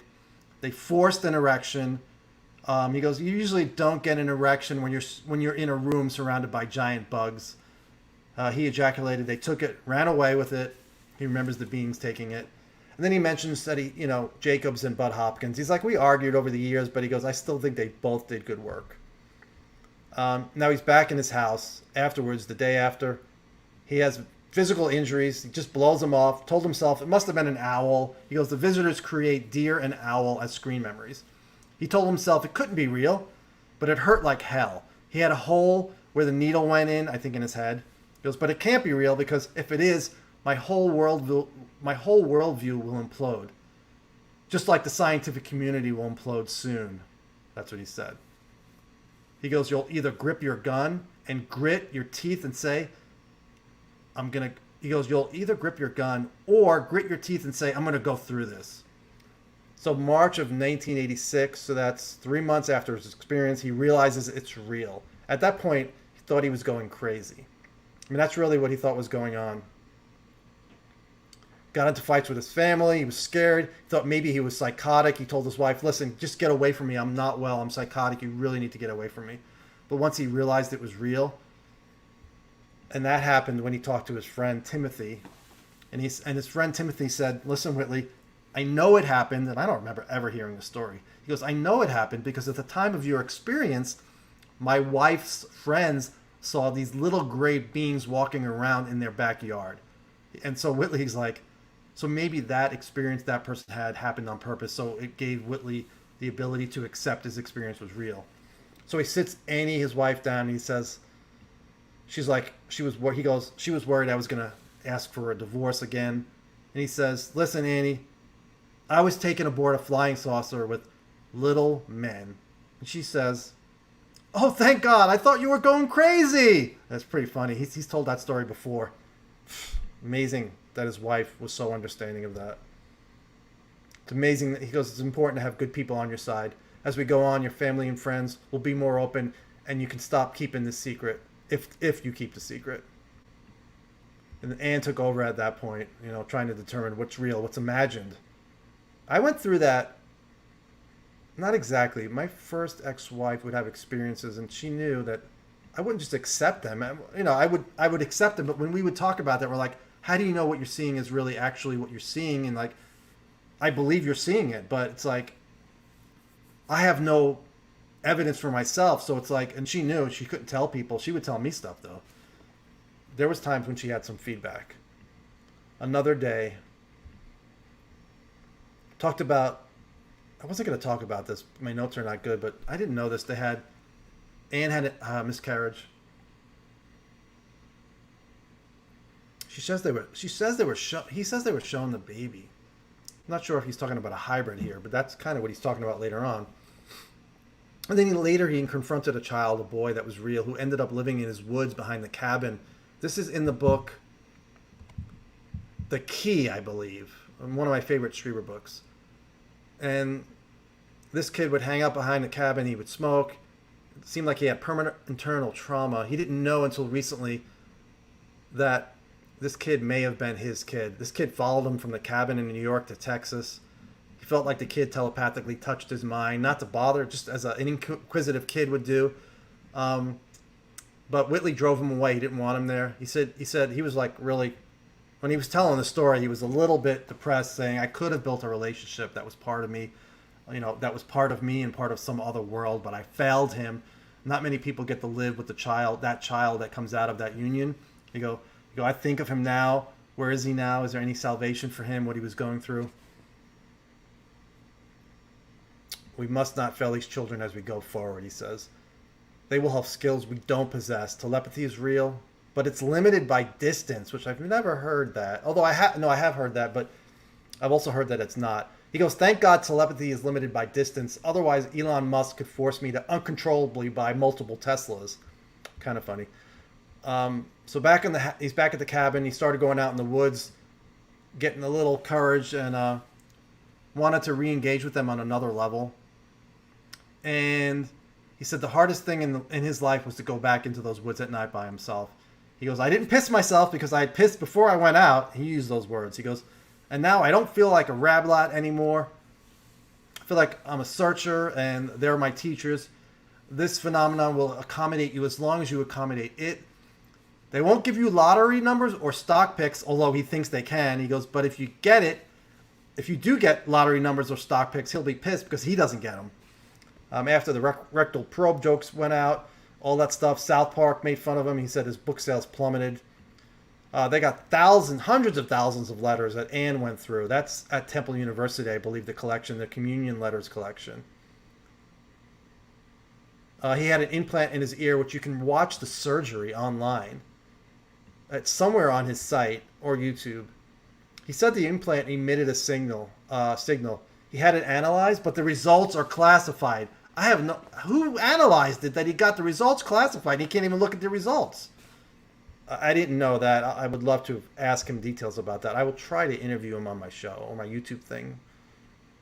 He said since 2015, his relationship with the visitors that started out with trauma and struggle and suffering and anguish has evolved and changed. It was a willingness on both sides to do it. Now I'm here and I'm not going away. I'm not in trauma. I'm not struggling. The visitors have become helpful, supportive, loving, and friendly, but they will never be pretty. The way they live and the way folks who are close to them live, he goes, it's not clean. It's not clean. What are they, slobs? The visitors are slobs. That was the big reveal from today. They don't throw their garbage out. They live with all of their dirty socks on the floor. He goes, someday we can get rid of them. We cannot drive them off because we don't know what level of reality they come from. We can't have a war with someone that injects themselves into our physical reality via technology. That's what he believes. He believes they come into our world via technology. And now they wake him up at 3 a.m. It was after his wife died. They would wake him up at 3 a.m., blow on his face, kiss him. He goes, maybe it was Anne. He goes, it moved him very deeply. And now he does that meditation at that 3 o'clock time period. 3 a.m. is when he does one of his meditations. I think the only thing I have left now is... No, I don't. I have Mark and Danny. Oh my God. How long have I been going? All right. He talks about Mark and Danny, Mark Sims, Danny Sheehan, formed the New Paradigm Institute, interface between human consciousness and human reality and experiencers. Originally, it was going to be put at Harvard. And Mack noticed it was a pattern. John Mack noticed it was a pattern with experiencers in their lives, with these experiences. And Sheehan said, to Mack, why don't we train these people for future encounters? We could teach them holotropic breathing, Stanislav Grof, extreme relaxation. So maybe then, when the experiencers encounter the beings, they'll be more calm. They won't throw things at the aliens, because people have done that. And this way, the aliens won't have to freeze them because they're afraid of getting hit by something or getting injured or whatever. They wouldn't have to paralyze the people. So they have this one experiencer, Karen, and she learned the holotropic breathing. And Danny says the aliens were pleased, and they were like, oh my gosh, she's not throwing things at us. This is great. And they took her to a planet to meet her hybrid child. And Danny's like, let's form a diplomatic reach-out team to the ETs. Talks about 1994. That's when John Mack from Harvard, the psychiatrist and Pulitzer Prize winner who wrote about Lawrence of Arabia, was killed in London when he stepped out and looked the wrong way. A car hit him. So after that, Mac was killed. A new facility was offered or donated to the New Paradigm Institute, and it's in Northern California. 70,000 square feet, Art Deco castle, 100 miles north of San Francisco on Clear Lake, Lucerne, California. And there's a little sign there that says, "Welcome to the Switzerland of California." And he met Mark Sims, who was focused on global climate change after his experience with Teshbar, which was 2012, I think. And Danny was focused on climate change, so they joined that and worked on that together. Mark says the castle will take too long to get ready, so let's do it virtually. And that's why they have everything virtual right now, which I think is a great idea, because especially with COVID. So they want to engage with the greatest minds of the world. We're not the only ones in this universe. They may be here, and how do we integrate that into our worldview? So it's called the Virtual New Paradigm Institute. They want to do citizens outreach, diplomacy, and there are two towers on the campus. That's where you will go. That's where their virtual offices are. One of them is where the New Paradigm Institute is. The really good stuff with craft and bodies and all that stuff, Danny says it's being hidden in some corporate entity, and the best scientific minds are being kept out of the conversation. Just like Eric Weinstein was talking about yesterday and getting frustrated. Why do I keep hearing about aerospace companies? He mentions the Jasons, that group that would work with the government on secret defense stuff. He goes, we need those folks, those types of folks, and form a similar Jason-like group that focuses on peace and all different kinds of human knowledge. They're all impacted. We're all impacted by quantum physics and ET intelligence. He goes, can we use this ET, or whatever it is, that's me throwing that in, ET tech to help us with climate change? And they're going to teach courses at the Virtual New Paradigm Institute, and it's going to be like a Harry Potter Institute. And I was like, what? Harry Potter Institute? There'll be an experiencer area with counseling, which that's great. I mean, you can go in a private room. Nobody can hear you. And the folks who are comfortable with going through the training, the holotropic breathing and other training to reach out to these alleged ETs. He goes that, they could form a department and form policies and be part of that group who want to communicate with the ETs. That's one thing. Danny always says the ETs, the ETs, the ETs. And I know he said before that he doesn't know what they are, but he left open the other possibilities. But he always resorts to ETs. No need to worry about the Logan Act when trying to communicate with ETs. I think that's the act if you work with a foreign government, and I don't know the specifics, but it's called the Logan Act. You put you in jail for treason type of thing. And then Mark Sims jumps in and he says he stopped funding in 2017 the institute because there was no progress and nobody was open to discussing this. He goes, people wouldn't leave their jobs to come aboard because they'd have to move to a new location in San Francisco if that ever got going. I would move to San Francisco or an hour north of San Francisco. And then all of a sudden the New York Times changed everything. He always recognized the need for a virtual institute. We need to get professionals and not amateurs, and by that he means people who are not paid, not that people are bad, amateurs. Get the data via FOIA, witnesses, experiencers, and place it in a repository that anybody can access, share the data with other groups. And then he mentioned Jeffrey Kripal yesterday saying, we need money, we need people, if you want people to leave your jobs and do this full time, to leave their jobs, you need funding. And Mark says, he goes, I'm blessed to be fairly wealthy. And I've kept the powder dry over the years. I guess he's meaning he didn't back a lot of issues. He has a background in 3D graphics and gaming tech and interactive computer graphics, which is, he goes, it's perfect to figure out the tech and issues like, he goes, he's the perfect guy to figure out tech issues, like when you have somebody in France who's on the virtual institute and they speak French and they can't communicate, he can bridge that gap with translation plugins. And he talks about AE avatars, some of them, he'll say, well, make sure people know they're dealing with AE, but some of the avatars can be, like a gray or a reptilian. He goes, but there's good and bad reptilians, so we'll have some reptilians with an attitude. He's joking around. But yeah, they can. That'd be fun, ET avatars. Make it interactive with Oculus, which I know is virtual reality. Make it young kids will want to do it, young people. The goal is to have brick and mortar, but it needs a lot of TLC and a lot of money for remodeling, the one up in Northern California. And once you learn and you're qualified at the virtual institute, you'll be invited to the brick and mortar, and then you'll go into field and attempt contact. We don't know what questions we will ask of a highly advanced intelligent civilization, assuming they're extraterrestrial. If we go beyond a certain point, like climate-wise and environmental degradation gets out of hand, we may need their help, the non-human intelligence. But we have to be this is Sims, we have to be very careful with how we do this. You know, what are our core values?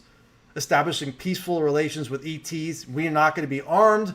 We're going to assume that they are technically, and I believe he said ethically superior. And I think the second part, to assume that they're ethically superior, is a mistake. You know, Mark says, you know, they can influence our minds if they want. So in other words, they could have done whatever they wanted over the years.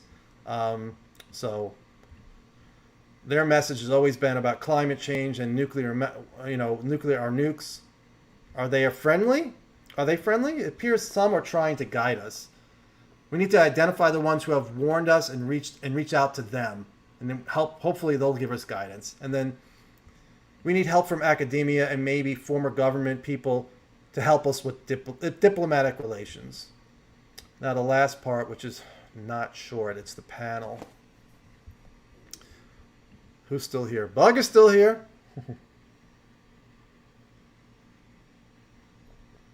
Whitley did talk about, let me find that. Maybe I missed it.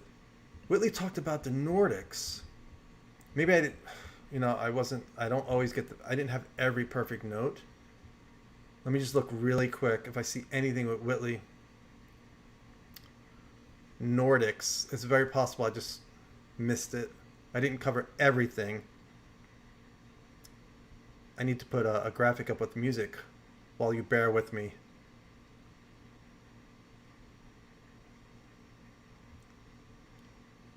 So yeah, I felt like, I don't know, I'll ask you guys what you thought. I thought today was all over the place. Just so many different opinions on what we're dealing with. Shoot, I can't find it.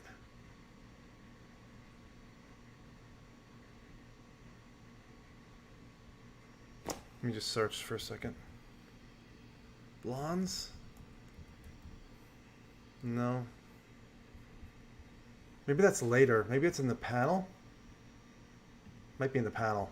All right, let me go back. I got to get a drink, and I'll finish the panel, and then if you have questions, and I can eat dinner. Give me 1 second. Let's get water.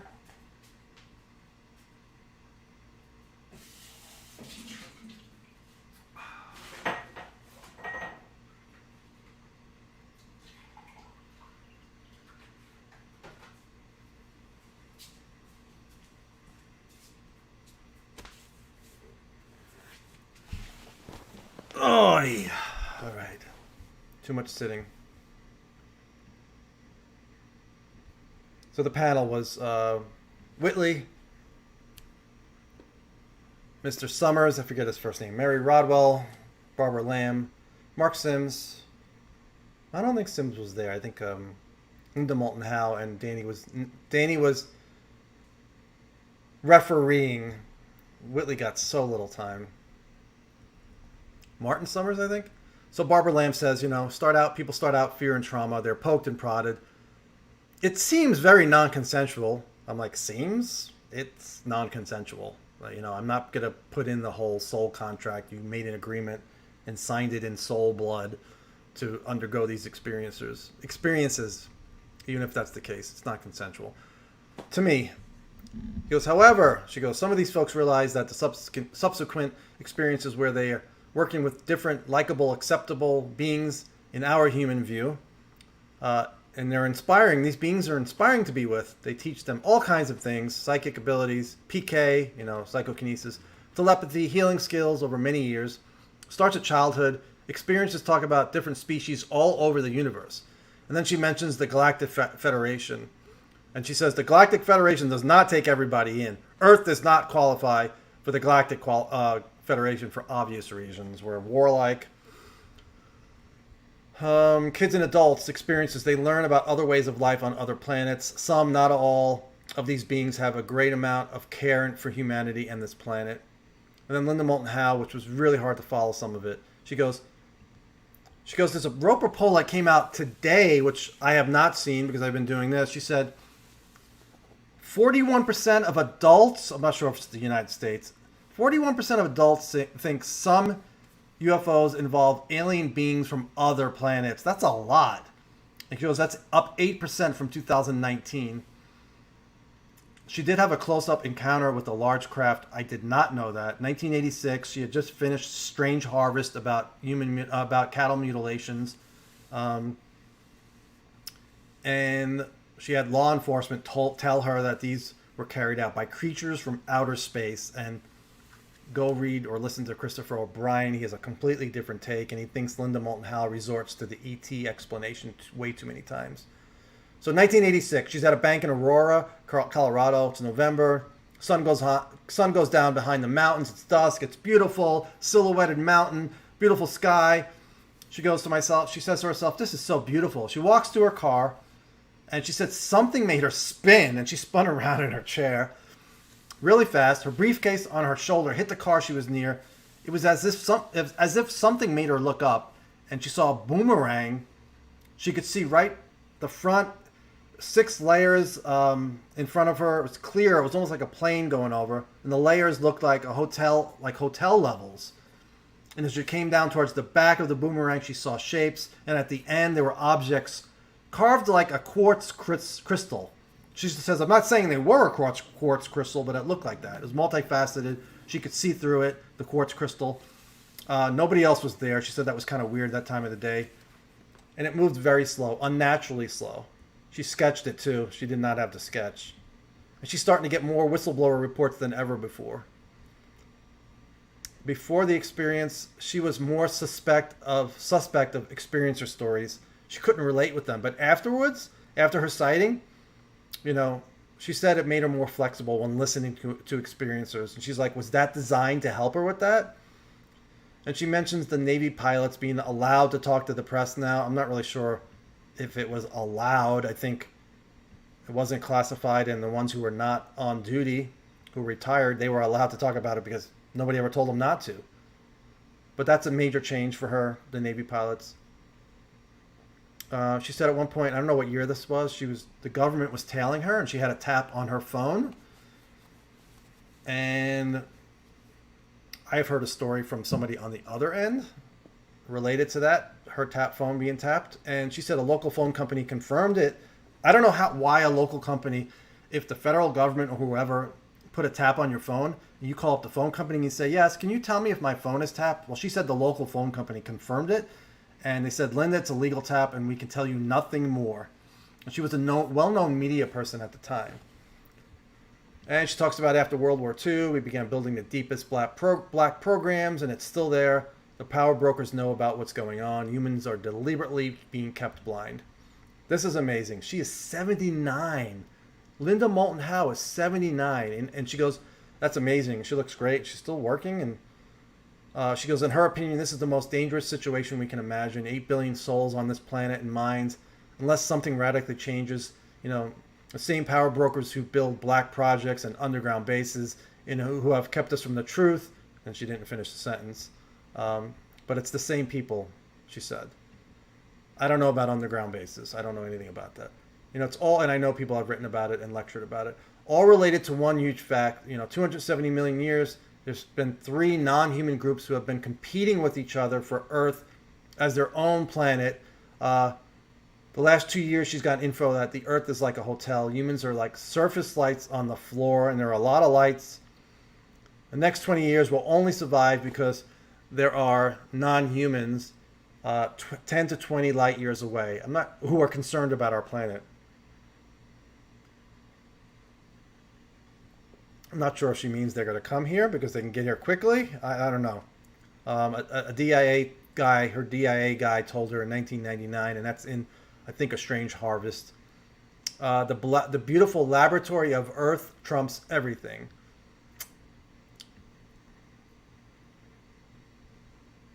And then Marshall Summers considers himself a contactee. He thinks the presence that is here, the intelligences, want us to think that they're here to help. But they're working without our approval. They're working behind the scenes. And he goes, that's harmful to us. They tell us, these beings tell us, it's for the greater good, for a higher cause. He goes, this planet is valued by others, and we're destroying it at a phenomenal rate. And we may destroy ourselves in the future. They have listened to our radio broadcasts and know a lot about us. We unknowingly exposed ourselves to whoever wants to use that information. He said that wasn't very smart. He says the Allies of Humanity information came in 4 parts. It was I think 7 years apart. I'm only now getting into that. The only message was before, and that message helped to... So we did have one message before from them, and it was almost like, trying to get him to be open to take the message. And he said whatever that message was, I have to check out the book or a lecture. He said that helped to convince him to take in the big message, which was in 4 books. Sorry.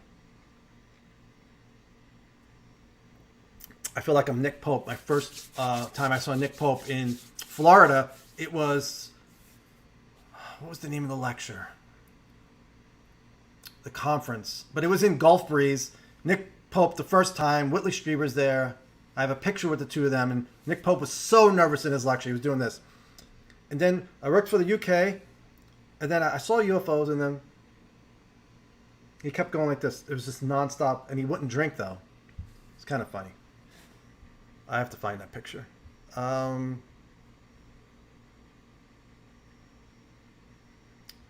He says they're here, the ones who are not friendly, because they're... I heard that today. Interesting. He said, I don't know if you said it here, but he said the ones that were here helpful to us, they left, so it would be clear that whoever was here now was not helping us. He said if the other ones who were here that were helping us, according to this message, it would be so hard to tell who is who. And he said they made it easier. They got the hell out of here, and now all we have is the negative or ones that are using us. And it's pretty clear. You can tell. It's like whoever's here, whatever is here, they're the ones that are not good. There's nobody good here, according to him, according to this message, which is in 4 books, all free online. I like the information, but it's so much different than everybody else, and who knows who's right? It's all channeled like material, so not all of it, but a lot of it is. So the book came in 4 parts, and so they're here to get value from us and our resources, and they view us as a resource. He's listened to abductees who struggle with PTSD in their lives because of their experience, just like war trauma, and some of them can't integrate it into their lives. It's a dark part of the alien presence. He brings up mutilations. I forget the guy's name, Dr. Schuller, but one of the pathologists who worked on cattle mutilations. That guy had his own abduction experience. He studied Snippy, the Snippy horse, which was in the San Luis Valley, which Christopher O'Brien, if you ever get to read the book, The Mysterious Valley, amazing book.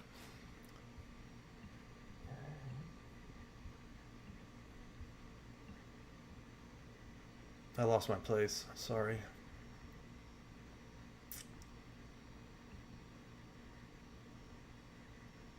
And this person, the guy who studied the cattle mutilations, believed that no technology on this planet could carry out those mutilations. Once again, I do refer to an expert on cattle mutilations who thinks most of them are carried out by a human agency. They may have advanced tech, but they would have to have advanced tech. But this person was also in contact with Hopkins and Jacobs. And these beings pretend that they're helping us, but they're doing it behind our backs, and they're not telling us their agenda or anything. They have no right to do that without our permission. Trying to persuade us that they're here to help when they're not, that's not acceptable, he says. Maybe that's their ethic. Maybe that's their ethics, but it's not ours. We're their native people. They're not. They have no permission to be here, even though they may claim that they do. Of course, we may not be the native people here. How does he know that? He doesn't know that.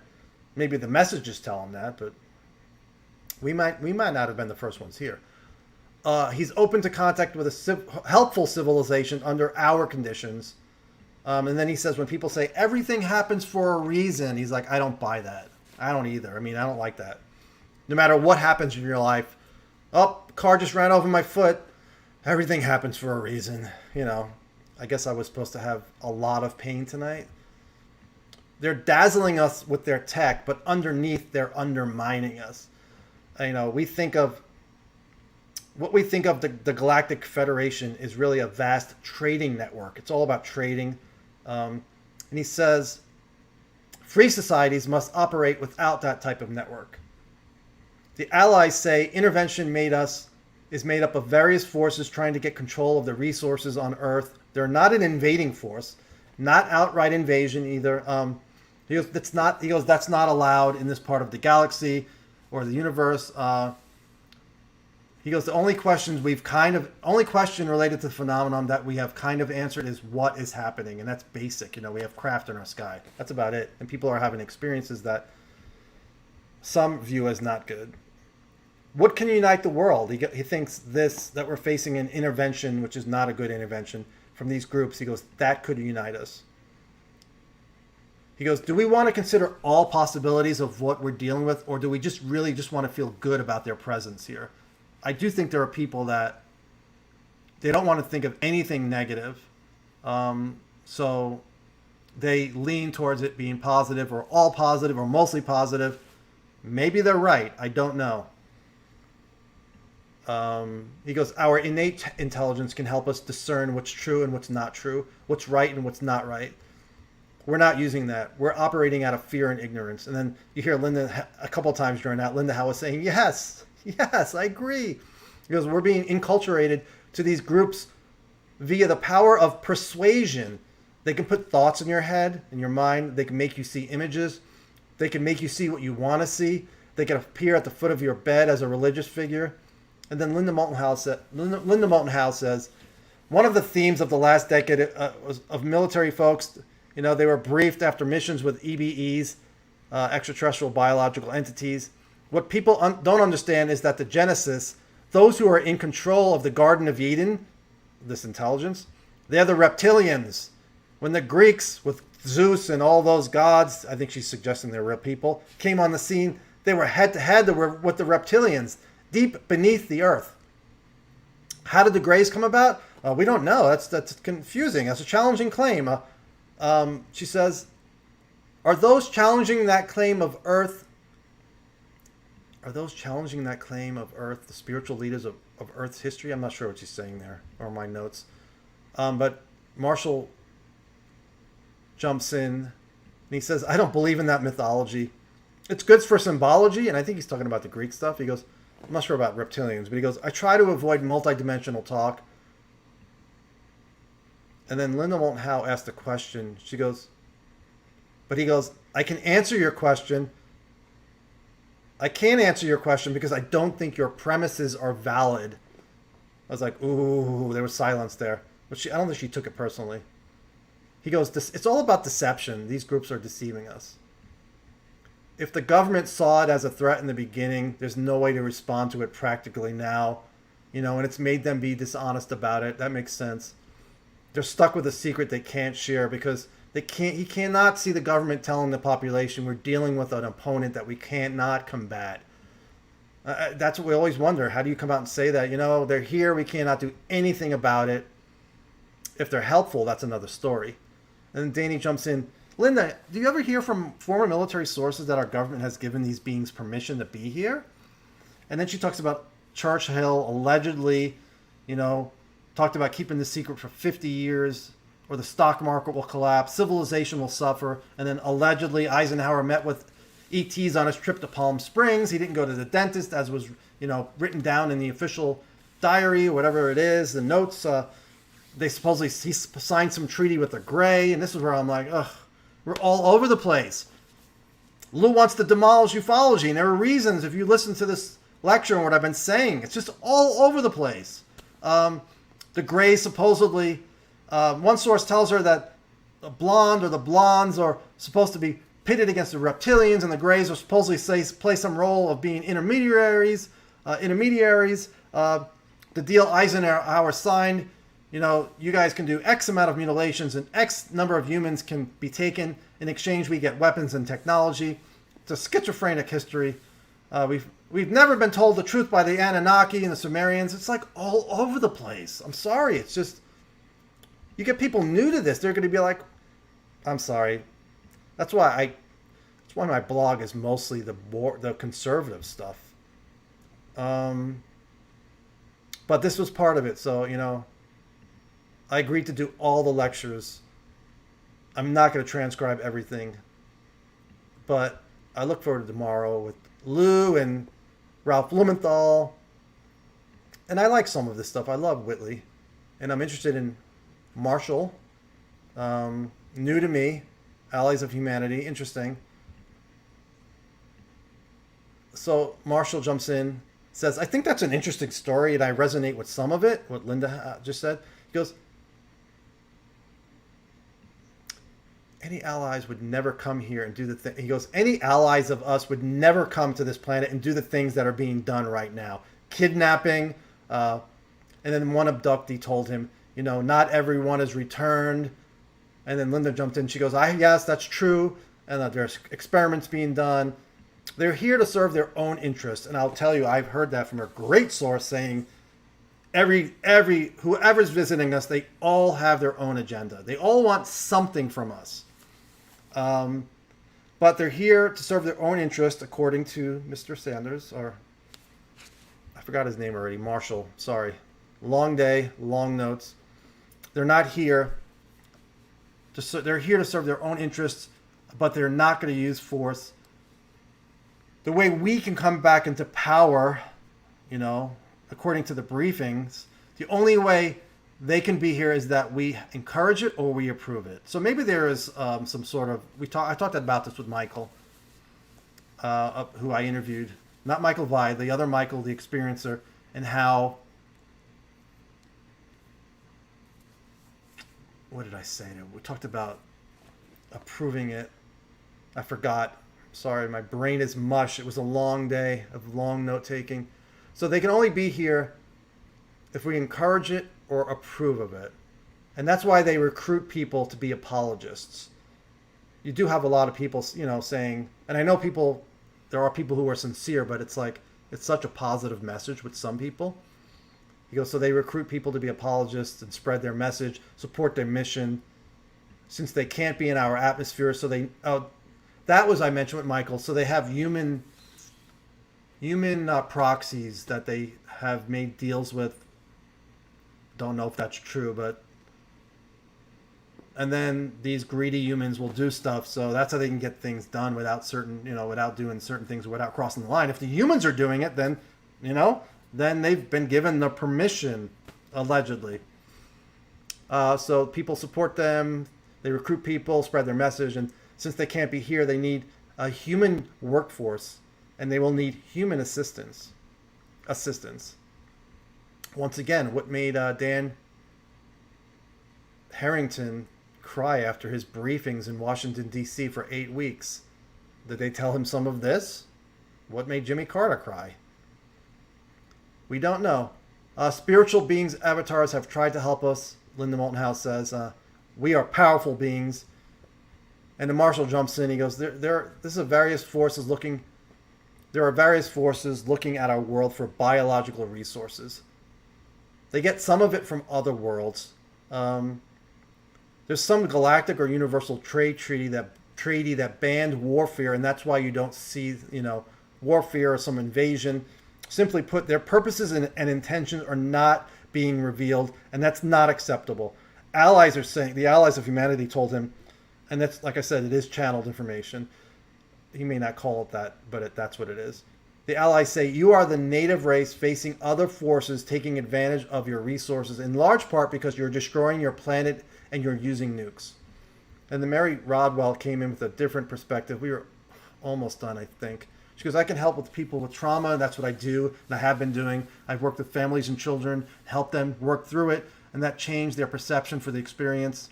Free said 85% said they had a psycho-spiritual transformation. She tells her clients to use their intuition as far as judging beings and not how they look Some of her clients talk about coming from other planets, star systems, and other dimensions. She's like, I came here to help. Talks about the 8-year-old who said, Mom, we're the aliens. And the 8-year-old also says, my family are mantis beings. My ancestors are, mantis beings. And when I die, I'm going to go back to them. Some of these experiences are on board a craft in an ET body, while their human body is somewhere else. And when they go back to that human body, it's like a ball of light flies through the air and then just enters the human body. And we've all suspected that balls of light might be some conscious entity. So that's interesting. Over and over, she hears from these experiencers, the kids, I've come here to help. Lots of kids saying that. Some saying it's their first human incarnation. Or they'll say, I came from a planet where I was a blue being. My family is out there, but I came here to help. I chose this life to come here. She goes, she has hundreds of stories like that. And then Barbara Lamb goes, I do too. And Mary says, Rodwell says, physical consciousness experience. We need to look at this in a multi-dimensional experience. And then Marshall Summers, he says, did the Allies tell you that they can reincarnate? This is one of the funniest things I've ever heard from Danny, a lawyer mind. Not the question, but I'll show you. Did the Allies ever tell you they can reincarnate as a human? And Martin says, that's an odd question. I have no idea. He goes, the Allies make sure they share wisdom without interfering, especially in our adolescent stage of evolution, since we're in our adolescent stage. I don't doubt people have had positive experiences, and you, Mary, have helped them. But I hear different stories from other researchers where their personal lives are so altered and lives impacted to where they spend the rest of their lives dealing with it. It's our world, and we have a right to tell them they can't do that. And that's what I'm cheering. Danny says, this is my favorite thing ever from Danny. He goes, so ET souls are choosing to reincarnate to Earth in order to help us.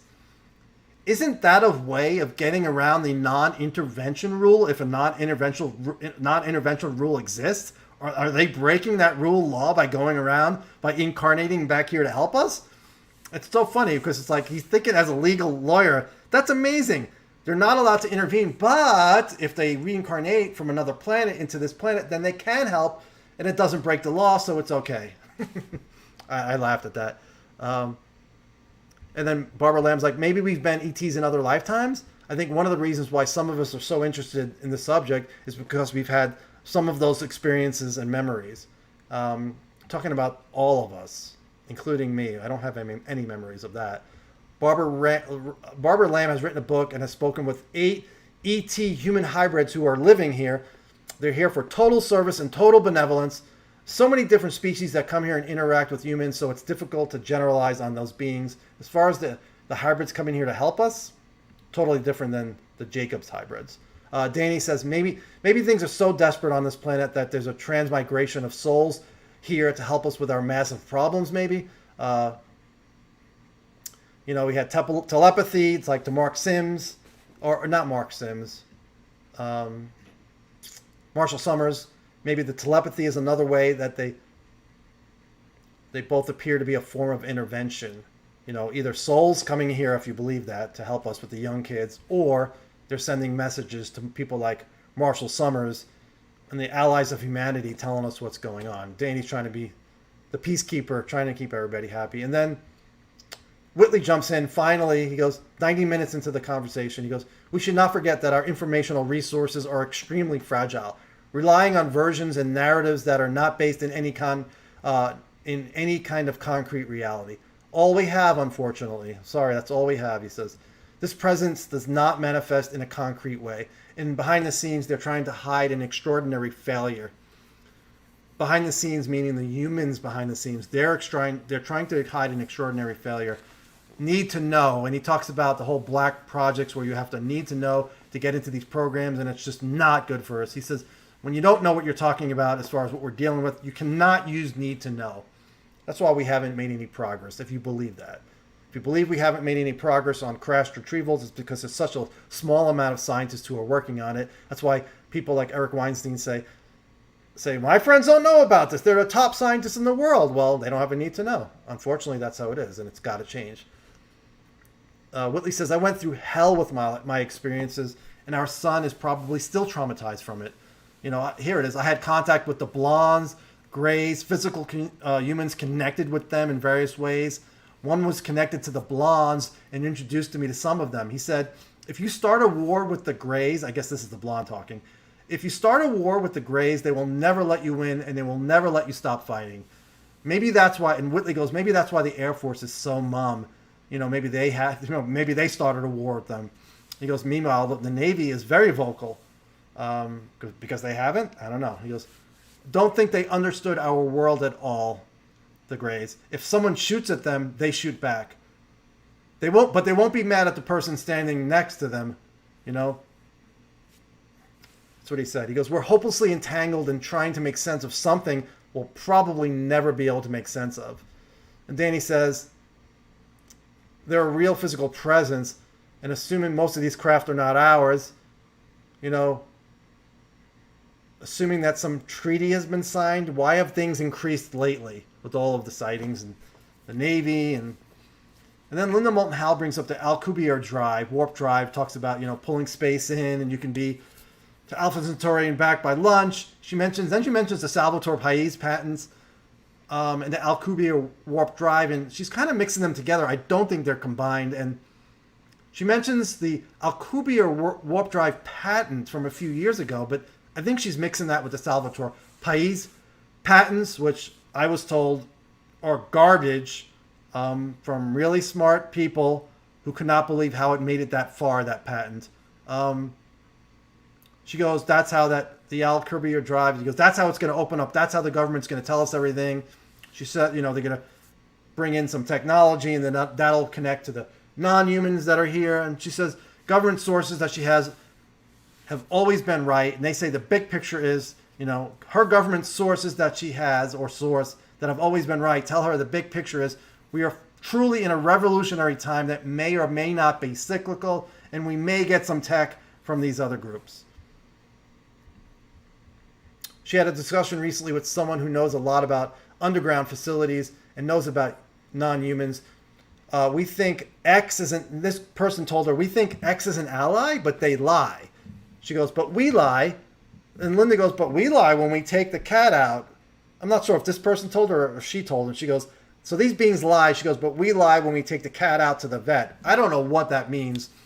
Number one, I never lied to my cat when I took her to the vet. So I think she's trying to make the comment that everybody lies, but And this person, source told her there's 22 solar systems we communicated with. Biggest problem is coming. The biggest problem is due. It's because of dark, complex underground from our collective psyche. We're now the surface species while so much is going on at different layers. Musk's goal is to bring 1 million beings from Earth to underground lava tubes on Mars by 2050. She goes, which is not that far off, by the way. None of the power brokers and none of the folks who communicate with the non-humans want us to know anything. And then Whitley says, technology might be bled out to the public via corporations like Battelle. That would be a way for the ETs to help without direct intervention. To bend space, and travel like that, which she was talking about, we need so much energy. But there's another model that accounts for anomalies that can't be accounted for in the standard model of physics, and accounts for them by saying there are other dimensionalities. In other words, we can create human traversable wormholes. And then he talks about the recent sightings. These beings are saying, hey, look at this. He goes, we can build it, speaking as one of the beings. We can build it. Maybe you can too. Maybe they're trying to prod us. We've thought about that. A lot of us have. Until we take our own place in this, we won't be able to do it with rockets. But if we can traverse it the same way they do, then yes. He goes, maybe we'll then get their respect. It's a new world if we can take it. If we don't take it, they're going to walk all over us. That's Whitley. And then Linda, I think it was Linda, who claims she has a man or source who was part of the secret keepers that went through a jump room from Alaska to Hawaii. He died at an early age in his 40s because that's what the technology of the jump room does to a human body. I don't have any opinion on jump rooms. I wish jump rooms were real. And Whitley said, jump rooms don't matter. They're not giving us a damn thing. Because Whitley's kind of saying he thinks, yeah, some of this amazing technology does exist. He goes, but they're not giving us a damn thing. We need to do it outside of that secret world. They're not valid of this. They're not valid as this part of the human journey. So that world doesn't matter. They can all die. What matters is our world, the outside world. Use humanity to do it. Forget the secret people. And then Barbara Lamb goes, and then we got the space, secret space program. You know, they go to Mars and the moon. I'm like, oh no, do not say Corey Good. And then Sheehan goes, Barbara, we need to be a little careful as there's been some transparent lying from some of those people. She goes, okay. And then Mary Rodwell, this is the last part. She goes, there are kids talking about coming here to help, and those kids know things about physics and other sciences that they shouldn't know. And then she knows doctors and professionals who are having these experiences, but they will not talk about it yet because of ugly stigma. If we had doctors and lawyers and scientists talking about experiences in abductions, that would be huge. But I do not expect them to come out. So that is it. Dr. John Altshirl is a pathologist. Thank you, owner. Thank you. I'm just looking at stuff now. Only 22 people left. I know. I almost left in the middle. It was too much. How much was it? 2 hours and 10 minutes. And if you left comments and I didn't see them, I'm sorry. You seriously need to be considering written history, not just pop ET culture. It has nothing to do with me considering. I agreed to do the conference, and I agreed to do every day of the conference, even if it's stuff I don't agree with. So it doesn't matter if I agree with what I'm saying. I'm sharing what was at the conference. That's it. I'm reporting on what the conference is. So, sorry. Anything else? I need to eat. Tomorrow was, like I said, Elizondo and Ralph Blumenthal. Wasn't a great day for me. Like I said, a lot of this stuff is not in my wheelhouse. A lot of the stuff, I don't know what to make of it. But, like I said, I agreed to share, and I wasn't going to skip. I'm already missing something going on with Mark Sims and the guy he works with. You guys are welcome. Bug, thank you for staying up. Thank you. I can't even read it. Infinite Tyler Center. Ty Center. Thank you. Yeah, gang today. It was just a fly in the wall, just sharing. You know, when I'm hearing a lot of this stuff as I'm taking notes, I'm like, I don't even want to take notes because I think this stuff is too outlandish. It's not going to help us. But people are sharing the story, so at least they have a place to go. If you have this experience, you want to share the story, you have places you can go. Barbara Lamb, Mary Rodwell. There are other therapists out there. Thank you, Julie, for staying with the whole time. I know it was a lot. So tomorrow, see you guys tomorrow with Lou, and hopefully Lou breaks some news. If he does, I'll try to tweet it out as it's happening. Until then, thanks for being here.